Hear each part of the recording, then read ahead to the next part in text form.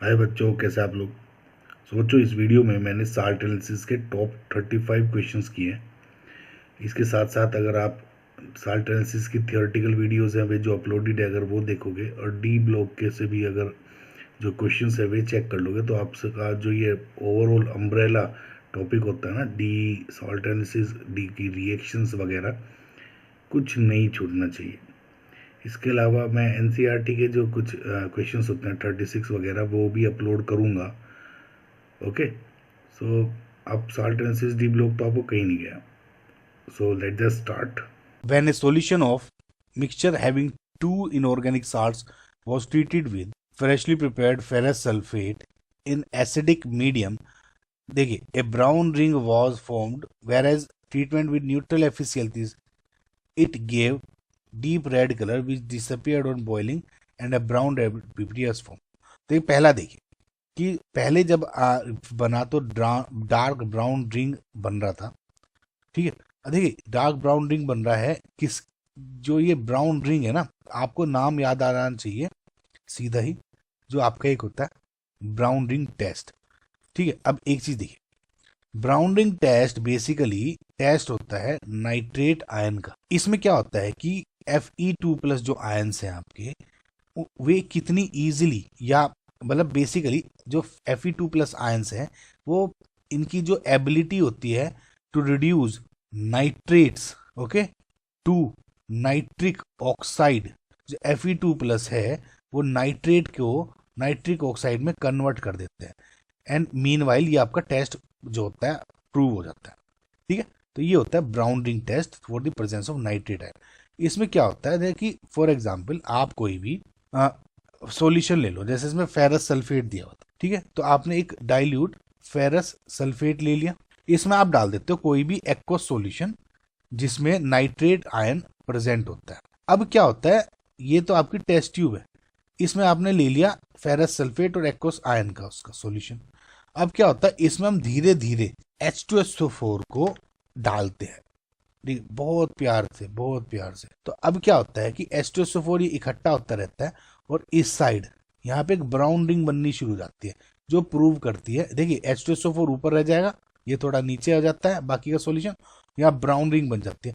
तो ये brown ring जो बनती है वो प्रूव करती है कि सॉल्यूशन में नाइट्रेट आयन प्रेजेंट है। दूसरा है कि जो a dark rounding was formed, whereas on treatment with neutral FeCl3 it gave deep red color।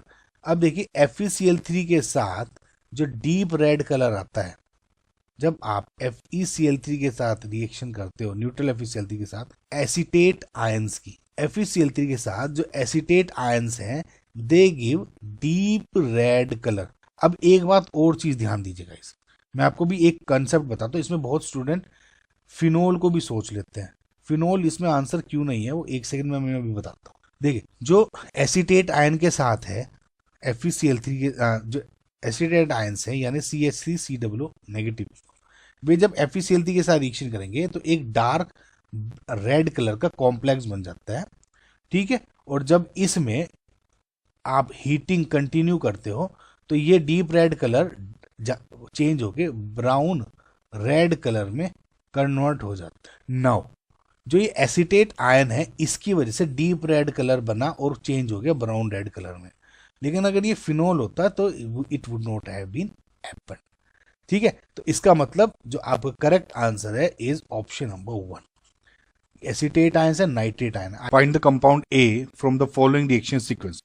No guys, आपको है ना ये क्वेश्चन वैसे तो ऑनेस्टली स्पीकिंग अगर आपको ने पहले से सोल्व किए हैं तो आपका आराम से हो जाएगा, क्योंकि इस टाइप के क्वेश्चन इन एक कंसेप्ट बताऊंगा आपको, उस पर बहुत बार रिपीट हो रहा है ऑनेस्टली। तो आपको मैं एक क्वेश्चन में ही दोनों चीज़ों को कंबाइन कर दूंगा। अगर इसमें आपको रिएक्शंस याद है तो वेल एंड गुड, नहीं भी है तो आपको कुछ चीज़ें याद रखनी है। अब एक चीज़ मैं बताता हूँ, देखिए, जब आपकी सल्फाइड्स की बात हो रही है और एक्वारीजिया की बात हो रही है तो आपके एनसीईआरटी में सिर्फ 2 ही रिएक्शन दी हुई है। सबसे पहले तो आपको पता होना चाहिए एक्वारीजिया क्या है। जिन स्टूडेंट्स को नहीं पता, देखिए एक्वारीजिया क्या है, 3:1 में जब HCl और कंसंट्रेटेड HNO3 होते हैं, करेक्ट, तो ये एक तरह से 3 मोल HCl प्लस 1 मोल कंसंट्रेटेड HNO3, इसको आप एक्वारीजिया बोलते हो, ठीक है। एक चीज मैं आपको बता रहा हूँ, रिएक्शन में अभी ये कंप्लीट आपको दिखा दूंगा। देखिए, दो है आपकी एक्वारीजिया पे रिएक्शन, एक तो निकल सल्फाइड, ठीक है, ध्यान रखना, और एक है आपकी कोबाल्ट सल्फाइड, अगेन ध्यान रखना। देखिए जब निकल सल्फाइड को एक्वारीजिया से रिएक्शन करते हैं तो ये NiCl2, देखिए मैं मेन कंपाउंड बता रहा हूँ है ना, और भी होते हैं, NiCl2 में कन्वर्ट होता है। जब एक्वारीजिया से कोबाल्ट सल्फाइड पे कन्वर्ट रिएक्शन करते हैं तो अगेन ये COCl2 कन्वर्ट करता है, ठीक है, समझ में आया? अब जब ये क्या होता है, अब इसमें आगे जो रिएक्शन है वो डिफरेंट हो जाते हैं। NiS के केस में, NiCl2 स्पेसिफिकली इसके केस में, इसकी जो रिएक्शन होती है वो आप अमोनियम हाइड्रोक्साइड और डाइमिथाइल ग्लाइकोजाइन से करते हैं, मतलब NaNH4OH प्लस DMG, डाइमिथाइल ग्लाइकोजाइन, समझिए, ध्यान से सुनना भी। इसके केस में NiCl2 को जब आप फर्दर NH4OH एंड DMG के साथ रिएक्शन करते हो तो आपका यहाँ पे रेड कलर का कॉम्प्लेक्स बनता है, ओके, ध्यान से सुनना भी, रेड कलर कॉम्प्लेक्स। लेकिन जब आप COCl2 के बाद केस में करते हो है ना, तो इसमें इसकी जो रिएक्शन किससे होती है, KNO2, है ना, KNO2 जो कि न्यूट्रलाइज्ड है विद NH4OH, है ना, प्लस जो ये KNO2 सॉल्यूशन है न्यूट्रलाइज्ड विद NH4, इसको आप एसिडिफाई कर देते हैं with acetic acid CH3COOH, okay, ये दो चीज है। जब इसके साथ रिएक्शन करते हैं CaCl2 की तो यहाँ पे आपका एक येलो PPT बनता है, ठीक है। अभी एक बात ध्यान दी कि आपने NiS है तो एक्वारीजिया के साथ एक से NiCl2, इसमें COCl2, ओके, इसमें NH4OH DMG के साथ रिएक्शन करें, इसमें NH4OH के साथ KNO2 CH3COOH भी है। NiS के केस में रेड कलर कॉम्प्लेक्स बनता है, इसके केस में येलो PPT बनता है। अभी इसके अकॉर्डिंग अगर आप देखोगे तो आपका जो ऑप्शन है ऑप्शन नंबर 2 हो गया, क्योंकि यहाँ पे दिए हुए और रिएजेंट्स भी मैच कर रहे हैं।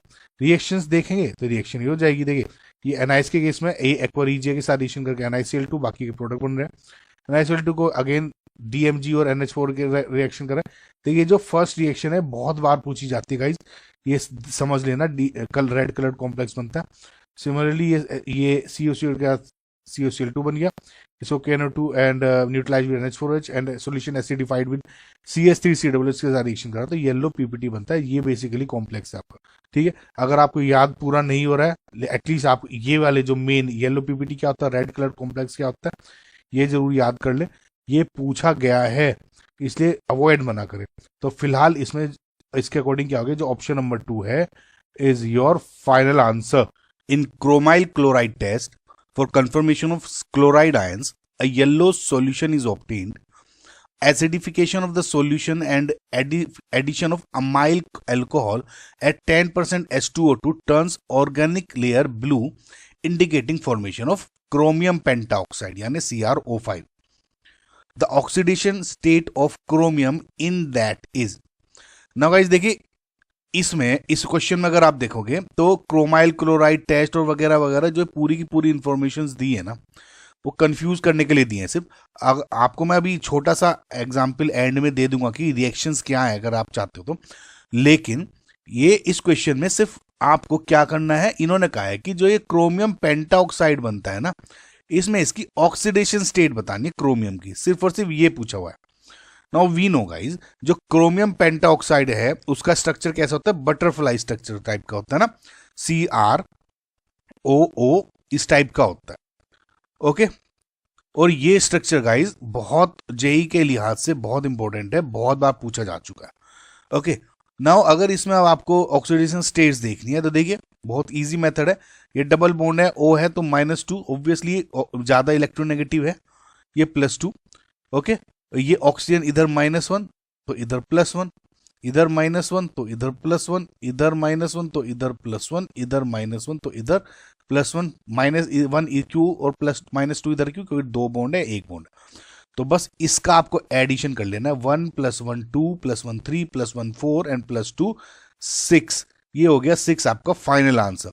देखिए आपको हल्का सा मैं एक बार बता देता हूँ जो क्रोमाइल क्लोराइड टेस्ट में क्या कंसेप्ट रहता है। देखिए मैं रिएक्शंस हल्की पूरी नहीं दूंगा, सिर्फ आपको कंसेप्ट बता देता हूँ। देखिए क्या होता है कि क्रोमाइल क्लोराइड टेस्ट एक टेस्ट है क्लोराइड आयंस का, जिसमें आप साल्ट लेते हो, जैसे फॉर एग्जांपल NaCl हो गया, ऑब्वियसली जिसमें क्लोराइड आयन प्रेजेंट हो, तो उसमें इक्वल अमाउंट ऑफ आप सॉलिड K2Cr2 डाल देते हो, इक्वल अमाउंट जितना साल्ट है उतना ये, और इसमें आप कंसंट्रेटेड H2SO4 ऐड कर देते हो, ओके।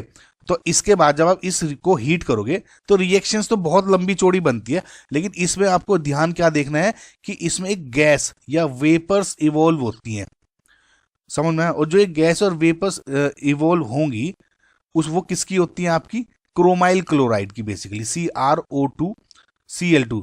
ठीक है, रिएक्शंस और भी होती है इसमें, लेकिन उस पर जाने की जरूरत नहीं है आपको। फिलहाल ये समझिए कि CrO2Cl2 की वजह से जो बेसिकली क्या होता है, लिक्विड होता है लेकिन बहुत वॉलेटाइल होता है, हल्की सी हीट पे भी वेपर्स मिल जाती हैं। तो जो ये गैस प्रोड्यूस होती है ना क्रोमाइल क्लोराइड की, Cl2 है ना, ये है ना, तो इसकी होता है। और ये क्या होता है? रेडिश ब्राउन कलर का होता है। कहीं कहीं आपको रेड कलर दे देंगे, कहीं कहीं आपको ब्राउन कलर बोल देंगे, कहीं रेडिश ब्राउन बोल देंगे।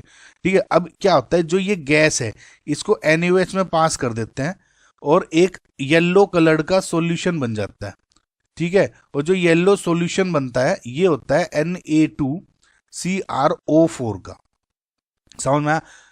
ठीक है, अब देखिए इसके बाद आगे इसकी काफी सारी रिएक्शंस है जो, लेकिन इस पर्टिकुलर क्वेश्चन में क्या कहा गया है कि जैसे ये जो Na2CrO4 बना है ना, ठीक है, तो जो ये CrO4 नेगेटिव अगर जैसे होता है, ठीक, आयंस, इसको आप एसिडिक कंडीशंस में अगर डाल देंगे, ठीक है, और H2O2 के साथ इसकी रिएक्शंस कराएंगे जैसे H2O2, तो इसमें क्या होता है कि CrO5 + H2O यानी पेंटाऑक्साइड ये बनता है।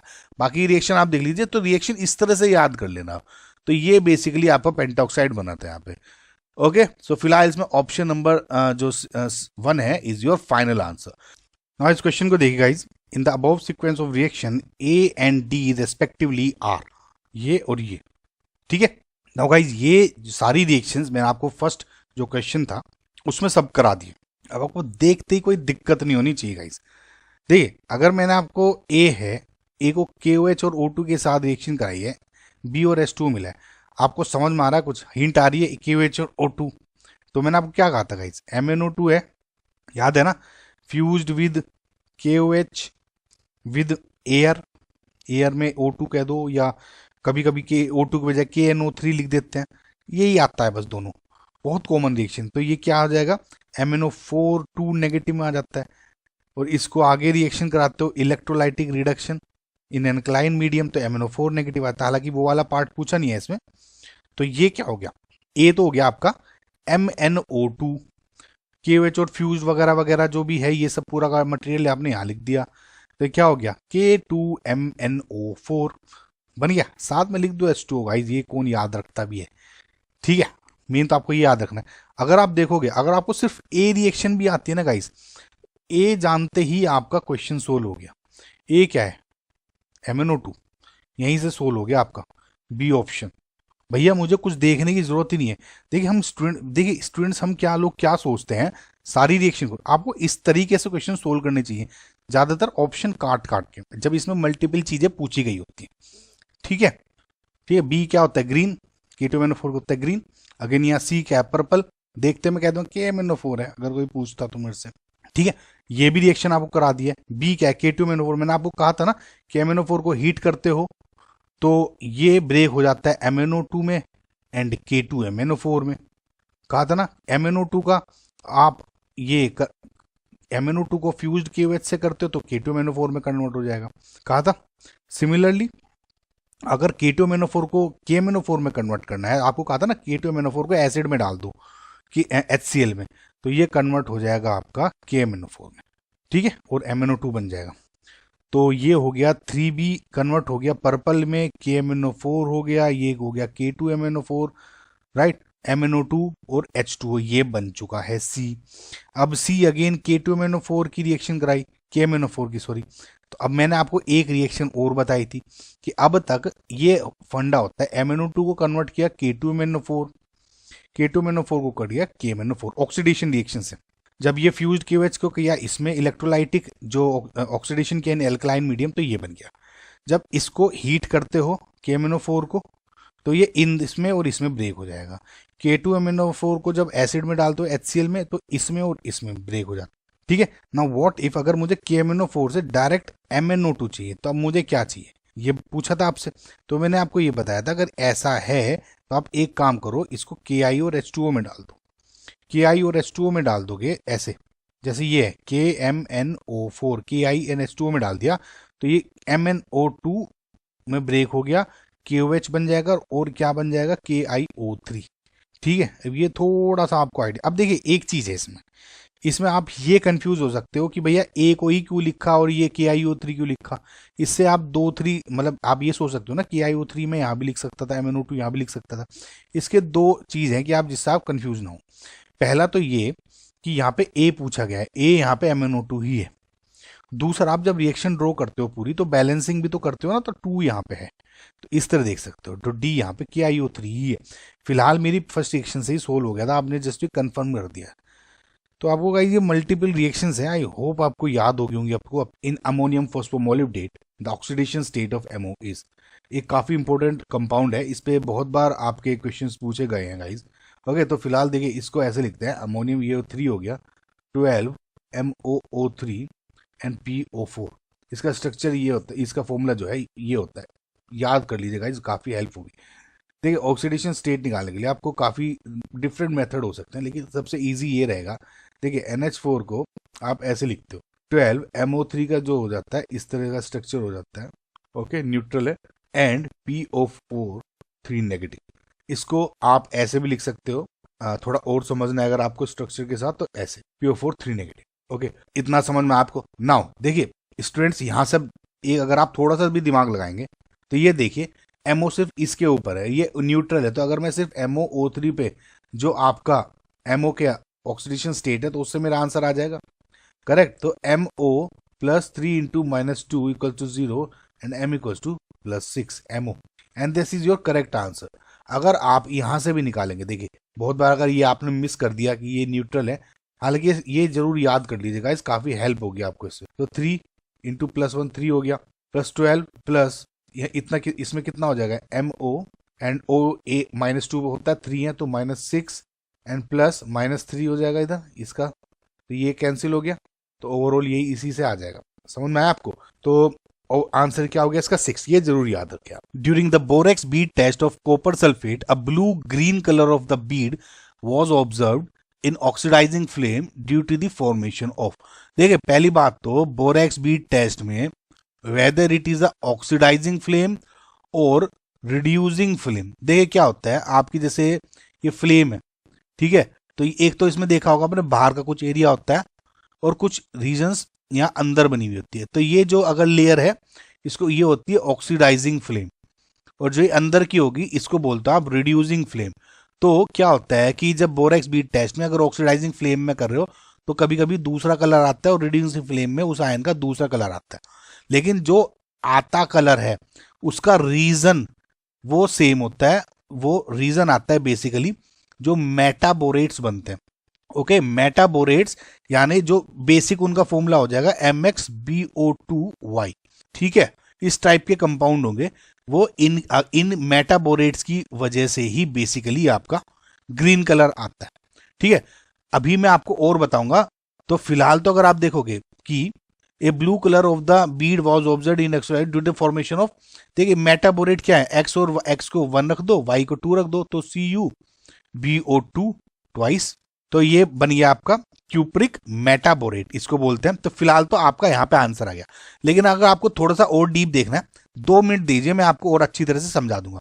देखिए क्या होता है बोरेक्स बीड टेस्ट में, एक प्लेटिनियम वायर लेते हैं, उसको बहुत अच्छी तरह से रेड हॉट कर लेते हैं, उसको बढ़िया तरीके से क्लीन कर लेते हैं, उसके बाद उसको बोरेक्स में डुबाते हैं, और बोरेक्स करने के बाद उसको फिर हीट करते हैं, और तब तक इसको हीट करते हैं जब तक जो बोरेक्स है वो बिल्कुल ट्रांसपेरेंट कलर का हो जाता है, ऐसा लगता है जैसे आपने पानी लगाया हुआ है इस बीड में। ये सर्किल है बेसिकली, इतना छोटी सी भी है ना, जैसे आपने एक वायर लिया और यहाँ पे एक गोली सी बना दी, इसके अंदर पानी की लेयर दिखेगी जैसे शीशा है, बिल्कुल ऐसा ट्रांसपेरेंट हो जाता है। और जब वो ट्रांसपेरेंट हो जाता है उसके बाद फिर सॉल्ट जिसको आप टेस्ट कर रहे हैं उसमें डुबोते हैं इसको, और फिर हीट करते हैं, तो अकॉर्डिंगली इस पे जो भी यहाँ कलर आता है उसके अकॉर्डिंग आप देख लेते हो। तो जैसे इसमें ब्लू कलर था तो यहाँ ब्लू कलर आ जाता है इस तरह से। तो ये बीड टेस्ट है। तो अब देखिए बेसिकली होता क्या है, जैसे सबसे पहले आपने बोरेक्स को हीट किया था, बोरेक्स क्या होता है Na2B4O7 10H2O, इसको बोलता है बोरेक्स या सोडियम टेट्राबोरेट डेकाहाइड्रेट। ये जब बेसिकली आप हीट करते हो तो ये इसका जो वाटर ऑफ क्रिस्टलाइजेशन है उड़ जाता है, Na2B4O7 और 10s2 ये अलग हो जाता है। ठीक है, अब क्या होता है जब इसको Na2B4O7 हो गया सोडियम टेट्राबोरेट को, ये जब फर्दर आपको इसको हीट करते हो, ये बेसिकली क्या हो गया, अब एनहाइड्रस है, ये 2 पार्ट में डिवाइड हो जाता है। अब देखिए ये बहुत इंपॉर्टेंट है आपका, NaBO2 प्लस B2O3, ठीक है, ये हो गया आपका सोडियम मेटाबोरेट, ये हो गया आपका बोरिक एनहाइड्राइड। अब देखिए मैंने आपको बताया था कि जब आप बोरेक्स में डुबो के उस रेड हॉट को हीट करते हैं, जब तक वो ट्रांसपेरेंट कलर नहीं आ जाता, जो वो ट्रांसपेरेंट ग्लासी बीड बनती है ना, वो इन दोनों की वजह से बनती है, ये ध्यान रखना। ठीक है, अब लेकिन कलर कैसा आएगा, देखिए अब फॉर एग्जाम्पल इसमें कॉपर सल्फेट को ले रहे हो, तो देखिए इसमें ऐसे लिख सकते हो, कॉपर सल्फेट हीट होके CuO प्लस SO3 में डिवाइड हो जाता है। अब जो ये CuO है, ठीक है, ये जो CuO है इस B2O3 के साथ रिएक्शन करता है बोरिक एनहाइड्राइड के साथ, और आपका CuBO2 मेटाबोरेट बना देता है, और इसकी वजह से आपका जब बाद में जो है वो ब्लू कलर वो बन जाता है। सारी रिएक्शन समझ में आ गई आपको? ठीक है, तो फाइनली किसकी वजह से बना, आप डायरेक्ट ऐसे फॉर्मूला भी याद रख लो, बस आपको शॉर्टकट बता रहा हूं, नहीं तो रिएक्शंस तो यही। तो जो करेक्ट आंसर है is option number 2, identify A, B and C in the given below reaction sequence. Guys जो ये रिएक्शंस है ना, इस टाइप को या तो आपको देखिए याद हो, थोड़ा सा अगर आपने टेस्ट पढ़े हुए हैं डिफरेंट आयंस के, जैसे in this specific case Pb2+ के आयंस है तो अच्छी बात है, नहीं तो मैं आपको एक तरीका बताता हूँ, इन क्वेश्चंस को आप ज्यादातर कैसे सोल्व कर सकते हो, बहुत ईजी हो जाता है चीजों को देखना, एटलीस्ट कुछ आप ऑप्शंस को हटा पाएंगे, 50-50 वाला हिसाब हो जाता है। ठीक है, देखिए मैं भी आपको जो इसका रिएक्शन है वो भी बताते जाऊंगा साथ साथ, और वो भी करूंगा। जो ये रिएक्शन है ना पूरी, ये टेस्ट ऑफ लेड आयन है बेसिकली, अगर एनसीईआरटी देखेंगे test of for Pb2+ ions, जो सारी की सारी रिएक्शन है Pb2+। ठीक है, इसको आप बेसिकली कॉपर ग्रुप 2A जो एलिमेंट्स हैं, कैटायंस हैं, उनके टेस्ट के अंदर आता है। तो इसमें क्या करते हो आप, लेड सल्फाइड को सबसे पहले डाइल्यूट HNO3 में डिसोल्व करते हो। अब इसको गौर से देखते रहना आप, जो मैं बता रहा हूँ, PbS को डाइल्यूट HNO3 में डिसोल्व करते हो, तो देखिए जो सल्फाइड आयन है ना S2-, ये किस में कन्वर्ट हो जाता है, सल्फर में, और बाकी का जो Pb है और NO3 है ये करके आपका लेड नाइट्रेट बना देता है। ठीक है, और बाकी के जो कंपोनेंट्स हैं H2O और NO। इस रिएक्शन पे मैंने एक ट्रिक भी अपलोड की हुई है, अगर आप मेरा आवेश केमिस्ट्री चैनल सर्च करेंगे तो उसमें दिख जाएगा नाइट्रिक एसिड ट्रिक। अब एक बात देखो, जो ये रिएक्शन हो रही है HNO3 की और लेड सल्फेट के बीच में ही हो सकती है। इसमें अगर आप ऑप्शन देखेंगे, दूसरा है PbCl2-। PbCl2 के केस में जो Cl2- है, HNO3 cannot reduce into Cl0, ये रिएक्शन नॉट पॉसिबल। तो इस वजह से मैं ये कह सकता हूं, अगर मुझे ये वाली रिएक्शन भी नहीं पता होती तो एटलीस्ट मुझे पता है ये मैं पहला ऑप्शन काट सकता था। ठीक है, कुल मिला के ये समझ में आया आपको कि S2- टू S कन्वर्जन ये सिर्फ HNO3 से ही पॉसिबल है। तो इसमें टेस्ट में क्या होता है, आपने सबसे पहले लेड सल्फाइड को, ठीक है, डाइल्यूट HNO3 में आपने डाला, और ये आपका बन गया क्या, PbNO3 लेड नाइट्रेट वगैरह। अभी जब लेड नाइट्रेट में PbNO3 की बात करो, जब लेड नाइट्रेट में आप क्या करते हो, H2SO4 ऐड करते हो, ठीक है, तो एक सॉल्यूशन बन जाता है जिसका व्हाइट PPT होता है बेसिकली, और जो ये व्हाइट PPT होता है वो किसका होता है, लेड सल्फेट का, PbSO4 का। समझ में? तो ये जब H2SO4 में डालो तो PbSO4। अब एक चीज इसमें साथ साथ देखते चलो आप, यहाँ जो PbS था, अब जो हमने दिखाला Pb इसमें 2+ में था, लेड नाइट्रेट में भी इसमें 2+ में है। अल्टीमेटली आप कंफर्मेशन टेस्ट किसका कर रहे हो, लेड 2+ का, तो इसमें भी 2+ है। अब PbSO4 जब बना इधर, ये जो व्हाइट PPT बना, इसमें भी Pb2+ स्टेट में, यानी जो आखिर में येलो PPT बनेगा तो उसमें भी 2+ में ही बनता है। तो PbSO4 बन गया आपका जब आपने इसमें H2SO4 डाला, लेड सल्फेट अपीयर्स। ठीक है, नाउ अब इसमें मल्टीपल चीज होती है। देखिए जो ये व्हाइट सल्फेट, जो व्हाइट प्रेसिपिटेट होता है, इसमें अगर आप इसको अगर आप अमोनियम एसीटेट में बेसिकली, ठीक है, जो ये अमोनियम एसीटेट दिया है, अगर इसको आप अमोनियम एसीटेट सॉल्यूशन में बॉयल करते हो, ठीक है, और उसके बाद क्या होता है, जो ये व्हाइट PPT है वो डिसअपियर हो जाता है, एंड फर्दर इसको बॉयल करने के बाद इसमें आप क्या डाल देते हो, acetic acid and potassium chromate. ये प्रोसेस है। देखिए एसिटिक एसिड क्या है, बेसिकली CH3COOH। आपने H2SO4 डाला, व्हाइट पीपीटी बना, व्हाइट पीपीटी डिसोल्व हो गया जब आप उसको, या डिसअपीयर हो गया जब आपको उसको अमोनियम एसिड स्टेट में बॉईल करते हो। बॉईल करने के बाद उसमें आपने K2CR4 और CH3COOH डाल दिया।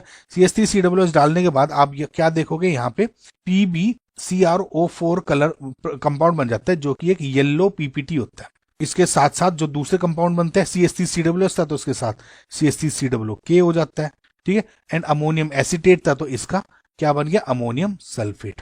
सो जब आप ये कह रहे हो कि देखिए अब मैं ऑर्डर बताता हूँ, PbS आपने HNO3 डाला, उसके बाद आपने लेड नाइट्रेट बन गया, लेड नाइट्रेट में आपने H2SO4 डाला तो इसमें ये व्हाइट पीपीटी बन गया। उसके बाद आपने उसको अमोनियम एसिड सॉल्यूशन में बॉयल किया तो व्हाइट पीपीटी आपका डिसोल्व हो गया। उसके बाद में जब आप वो डिसअपीयर हुआ तो आपने एसिटिक एसिड और K2CR4 का बेसिकली इसमें सॉल्यूशन डाल दिया, जिसकी वजह से PbCrO4 का आपको यहाँ पे येलो पीपीटी बन गया। ये लेड Pb2+ आयन का टेस्ट होता है, जो फाइनल है वो बेसिकली इसका कंफर्मेटरी होता है, ऑप्शन नंबर 2। अगर आप इसमें देखोगे, इसमें भी जो Pb है वो 2+ स्टेट में है, तो इस टेस्ट को आप इस तरह से भी याद कर सकते हो ना कि 2+2+2+2+ एंड में 2+ ही होना है सब में। तो आई होप आपको थोड़ा सा बहुत ट्रिक और थोड़ी बहुत ये रिएक्शन समझ में आएगी। तो option number 2 is your final answer. Which of the following are the example of double salt. Again guys, इसमें कोई ऐसा स्पेसिफिक मेथड नहीं है कि आप देखते ही पहचान लो कि weather it is a double salt या आपका कॉम्प्लेक्स सॉल्ट है, ठीक है। तो आपको अगर एग्जाम्पल पता है तो इजीली हो जाएगा, नहीं तो गाइज बहुत दिक्कत हो जाएगी। देखिए, डबल सॉल्ट और कॉम्प्लेक्स सॉल्ट मिक्सचर होते हैं, ये और नहीं है, एंड है। इसमें देखिए मेन सिमिलैरिटी क्या है कि दोनों ही मिक्सचर होते हैं, दो डिफरेंट सिंपल सॉल्ट्स टाइप के इक्विमोलर प्रोपोर्शन में, ठीक है। लेकिन इन दोनों में एक डिफरेंस होता है कि जो डबल सॉल्ट है ये सिर्फ और सिर्फ सॉलिड स्टेट में ही एग्जिस्ट करता है, बल्कि जो कॉम्प्लेक्स है वो सॉलिड में या सॉल्यूशन फॉर्म में एग्जिस्ट कर सकता है। रीजन ये होता है कि जो सॉलिड डबल सॉल्ट को जैसे ही आप डिसोल्व करते हो, ये इसके कंस्टिट्यूएंट आयंस में टूट जाता है।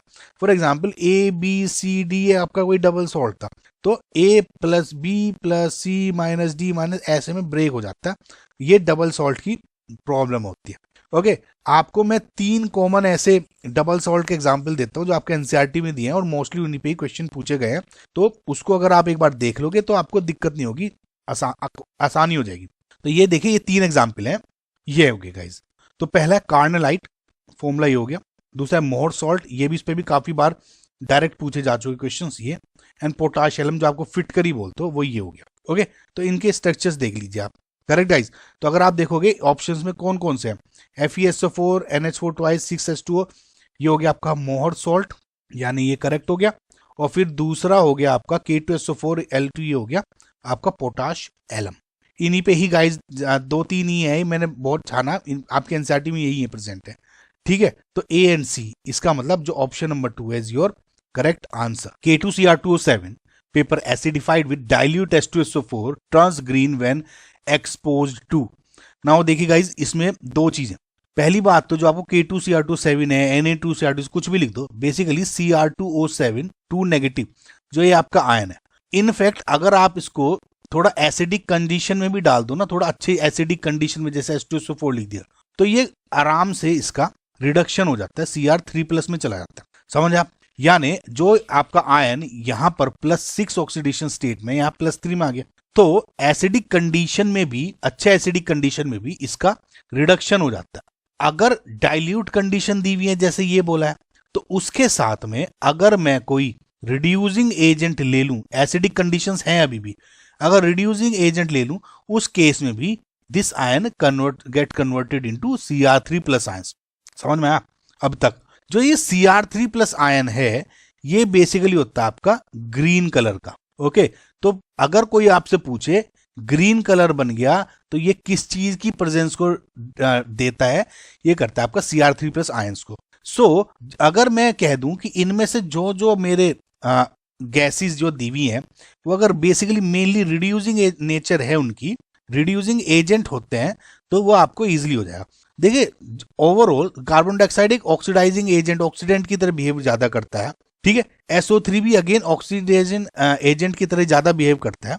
और यहाँ पे सल्फर डाइऑक्साइड और हाइड्रोजन डाइसल्फाइड 2 ऐसी गैसेस हैं जो बेसिकली रिड्यूसिंग एजेंट की तरह बिहेव करता है। सल्फर डाइऑक्साइड बहुत कुछ केसेस में ऑक्सीडेंट की तरह भी कर देता है, लेकिन मोस्टली रिड्यूसिंग एजेंट की तरह ये दोनों की दोनों RA SO2 and H2S gas behave करती हैं। तो फिलहाल तो देखिए, अगर आपको अभी मैं आगे और बता दूंगा इसमें, लेकिन फिलहाल के लिए तो इसमें जो दोनों आपके ऑप्शन 3 एंड ऑप्शन 4 करेक्ट हैं। NTA के आंसर में सिर्फ SO2 दिया हुआ था, लेकिन गाइज H2S भी इसका करेक्ट आंसर है। ओके, तो कंसेप्ट के लिए आप समझ ले। तो देखिए रिएक्शन क्या होती है, मैं आपको ओवरऑल बता देता हूं। जैसे K2Cr2O7 है H2SO4 की प्रेजेंस में। ओके, लेट जस्ट से मैं SO2 गैस ले लेता हूं, तो ये क्या होगा, ठीक है। अब देखिए K2Cr2O7 है, Cr जो है आपका ये तो बन जाता है, चेंज होता है Cr2SO4 थ्राइस, ये वाला। इसमें जो ये H2SO4 वाला K2 ये मिलके इसको K2SO4 बना देते हैं, ओ प्लस H2, ठीक है। जो ये आपका हो गया, मैंने क्या बताया था, it is green in colour. अगर Cr2 क्रोमियम जो सल्फेट बना है ये आपका ग्रीन कलर बन रहा है, तो ग्रीन कलर है। तो सिमिलरली जब आप H2SO4 भी H2S भी लेते हो, तो Cr2O7 H2SO4 प्लस H2S भी लेंगे अगर, तो सेम Cr2SO4 थ्राइस बनाता है। तो कुल मिला के Cr3 प्लस आयन है। ओके, साथ ही साथ K2SO4 बनाएगा, H2O भी बनाता है। इसमें बस एक थोड़ा सा डिफरेंस आता है, ये सल्फर भी बना देता है यहाँ पे। ओके, सो दोनों के दोनों करेक्ट आंसर है। ग्रीन कलर इसकी वजह से होता है, या कह दो Cr3 प्लस आयंस की वजह से।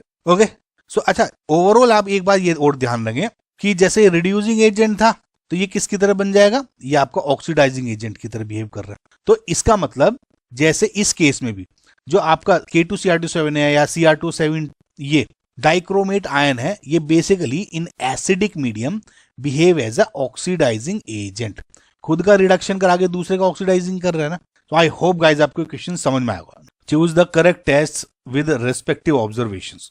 नाउ गाइज ये वाला जो क्वेश्चन है जिसमें आपको K4FeCN6 यानी पोटेशियम हेक्सा साइनोफेरेट 2, इसके साथ जब आप रिएक्शन कराते हो मल्टीपल रिएजेंट्स के साथ, तो इसमें मैं आपको एक चीज बताता हूँ, ये जो क्वेश्चन है ना, इन टाइप की रिएक्शंस पे बहुत बार रिपीट हो चुके हैं क्वेश्चंस, तो इट इज इजियर। अब देखो, मैं भी अगर आपको सिंपल बताऊंगा ना, कोई भी टीचर आपको बताएगा इसमें सिंपल आपको रिएक्शंस लिख के दे देगा, है ना, वो भी एक तरह से सेम है कि रिएक्शंस ये हो गए, इस तरह से हो गया, लेकिन इट इज बेटर कि एक आप माइंड चीज में कुछ ऐसा बना ले जो आपको इजियर हो जाए टू ग्रैस ऑल दीज थिंग्स, है ना। हर चीज भी समझने की नहीं हो सकती ना, तो ये तो रिएक्शंस है।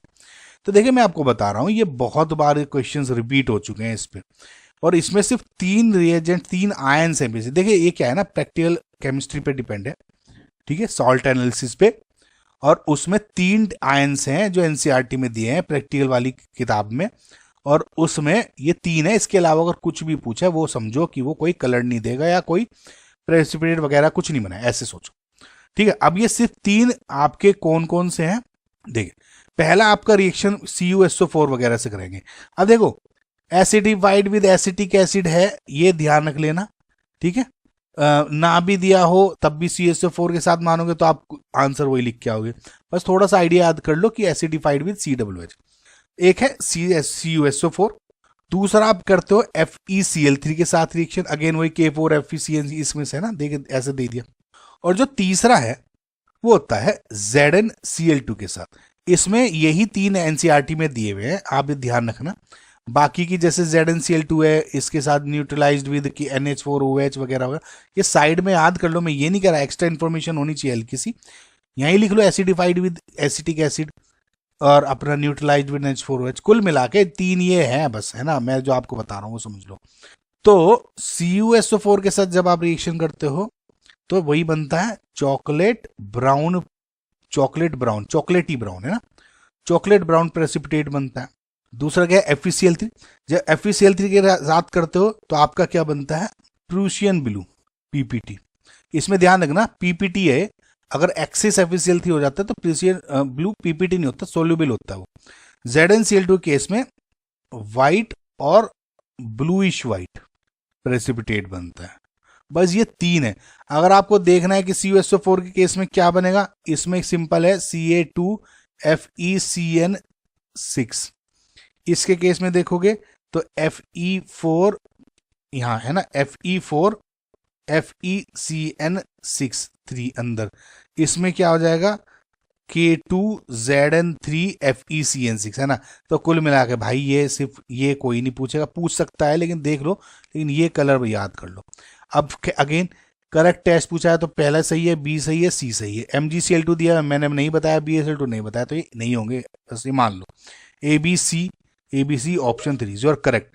Okay, formation of this complex, a purple colored complex formed by addition formation of this है ना, a purple colored complex formed by addition of sodium nitroprusside in sodium carbonate extract of salt indicates the presence of, ये बोल रहे हैं कि अगर जैसे Na2FeCN5NO, ये हो गया आपका सोडियम नाइट्रोप्रूसाइड, इसमें इन सोडियम एक्सट्रैक्ट, कार्बन एक्सट्रैक्ट, इनमें से कौन सा आयन होगा कि जब ये रिएक्शन करता है इससे तो ये वाला कंपाउंड बनता है आपका, ठीक है, जो कि एक पर्पल कलर्ड कॉम्प्लेक्स है। देखिए अगेन ये जो है थोड़ा याद करने वाला है, मैं आपको एक थोड़ा सा समझा देता हूँ। सोडियम नाइट्रोप्रोसाइड जब सल्फाइड आयन के साथ रिएक्शन करता है, ये दे दो या Na2S रिएक्शन कर दो, तब आपका पर्पल कलर या वॉयलेट कलर फॉर्म होता है। ये कैरेक्टरिस्टिक है ऑफ सल्फाइड आयंस, ठीक है। तो इसमें फिलहाल सल्फाइड आयंस ही करेक्ट होगा। सोडियम आइड क्या है, डू नॉट, सोडियम जैसे ये सोडियम नाइट्रोप्रोसाइड है ना, तो Na पॉजिटिव है, do not react with it, तो कुछ नहीं होगा। जो सल्फेट आयन है, ठीक है, इसके साथ नो कैरेक्टरिस्टिक, कोई भी कलर ऐसा कुछ चेंज नहीं दिखाते कि जैसे इसमें पर्पल कलर है, नो कैरेक्टरिस्टिक कलर चेंज या जो फॉर्मेशन है उसकी नहीं होती। सिमिलरली जो सल्फाइड आयंस हैं ये एक डिफरेंट टेस्ट देते हैं, ठीक है, यानी अगेन नो कलर चेंज या purple colour formation with sodium nitroprusside. In fact इसका जो सल्फाइड आयन का डिफरेंट टेस्ट होता है KMnO4 का, कि ये पर्पल कलर का जो KMnO4 होता है उसको डीकलराइज कर देते हैं, वहां पर्पल का कुछ आता है, ये भी नहीं होता है ना। तो समझ में आ गया। तो सल्फाइड आयंस S2 नेगेटिव, यही आंसर है, ये थोड़ा याद करने का गाइस।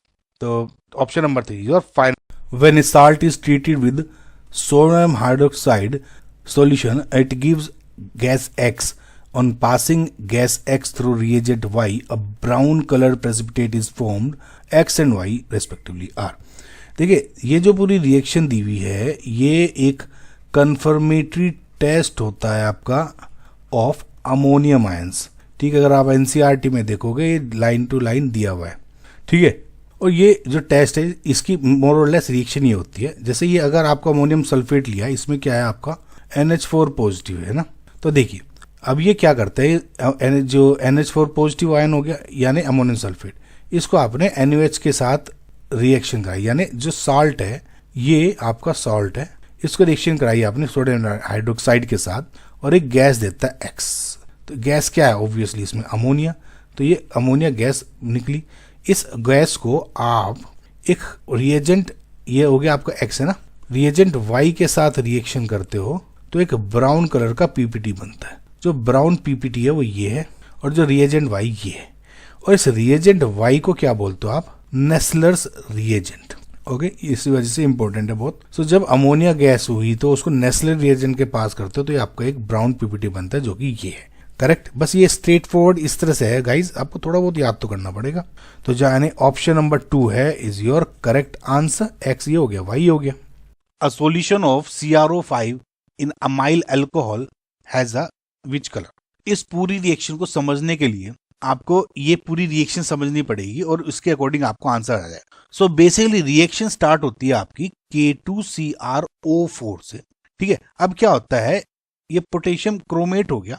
अब जब इसकी आप एसिडिक कंडीशन में रिएक्शन हो रही है, एसिडिक कंडीशन में प्रेजेंट है, ठीक है, 2K2Cr2O7, ठीक है। अब देखिए एक चीज, अब यहाँ पे क्या होता है, ये बेसिकली है आपका ऑरेंज कलर का। अगर अब मैं इसकी देखिए एक रिएक्शन होती है कि जब हम इसकी रिएक्शन कराते हैं H2O2 के साथ, ठीक है, हाइड्रोजन पेरोक्साइड, और ये इसमें हाइड्रोजन पेरोक्साइड के साथ साथ आप इसमें एमाइल अल्कोहल भी डालते हैं, ठीक है। Amyl alcohol. अमाइल एल्कोहल का आपको स्ट्रक्चर बताता हूँ। देखिए ये होता है, ये एन अमाइल एल्कोहल हो गया बेसिकली 1 पेंटेनॉल, ठीक है। जब आप इसकी रिएक्शन कराते हैं H2O2 के साथ तो एमाइल एल्कोहल की प्रेजेंस में करते हैं और फाइनली आपका बन जाता है CrO5।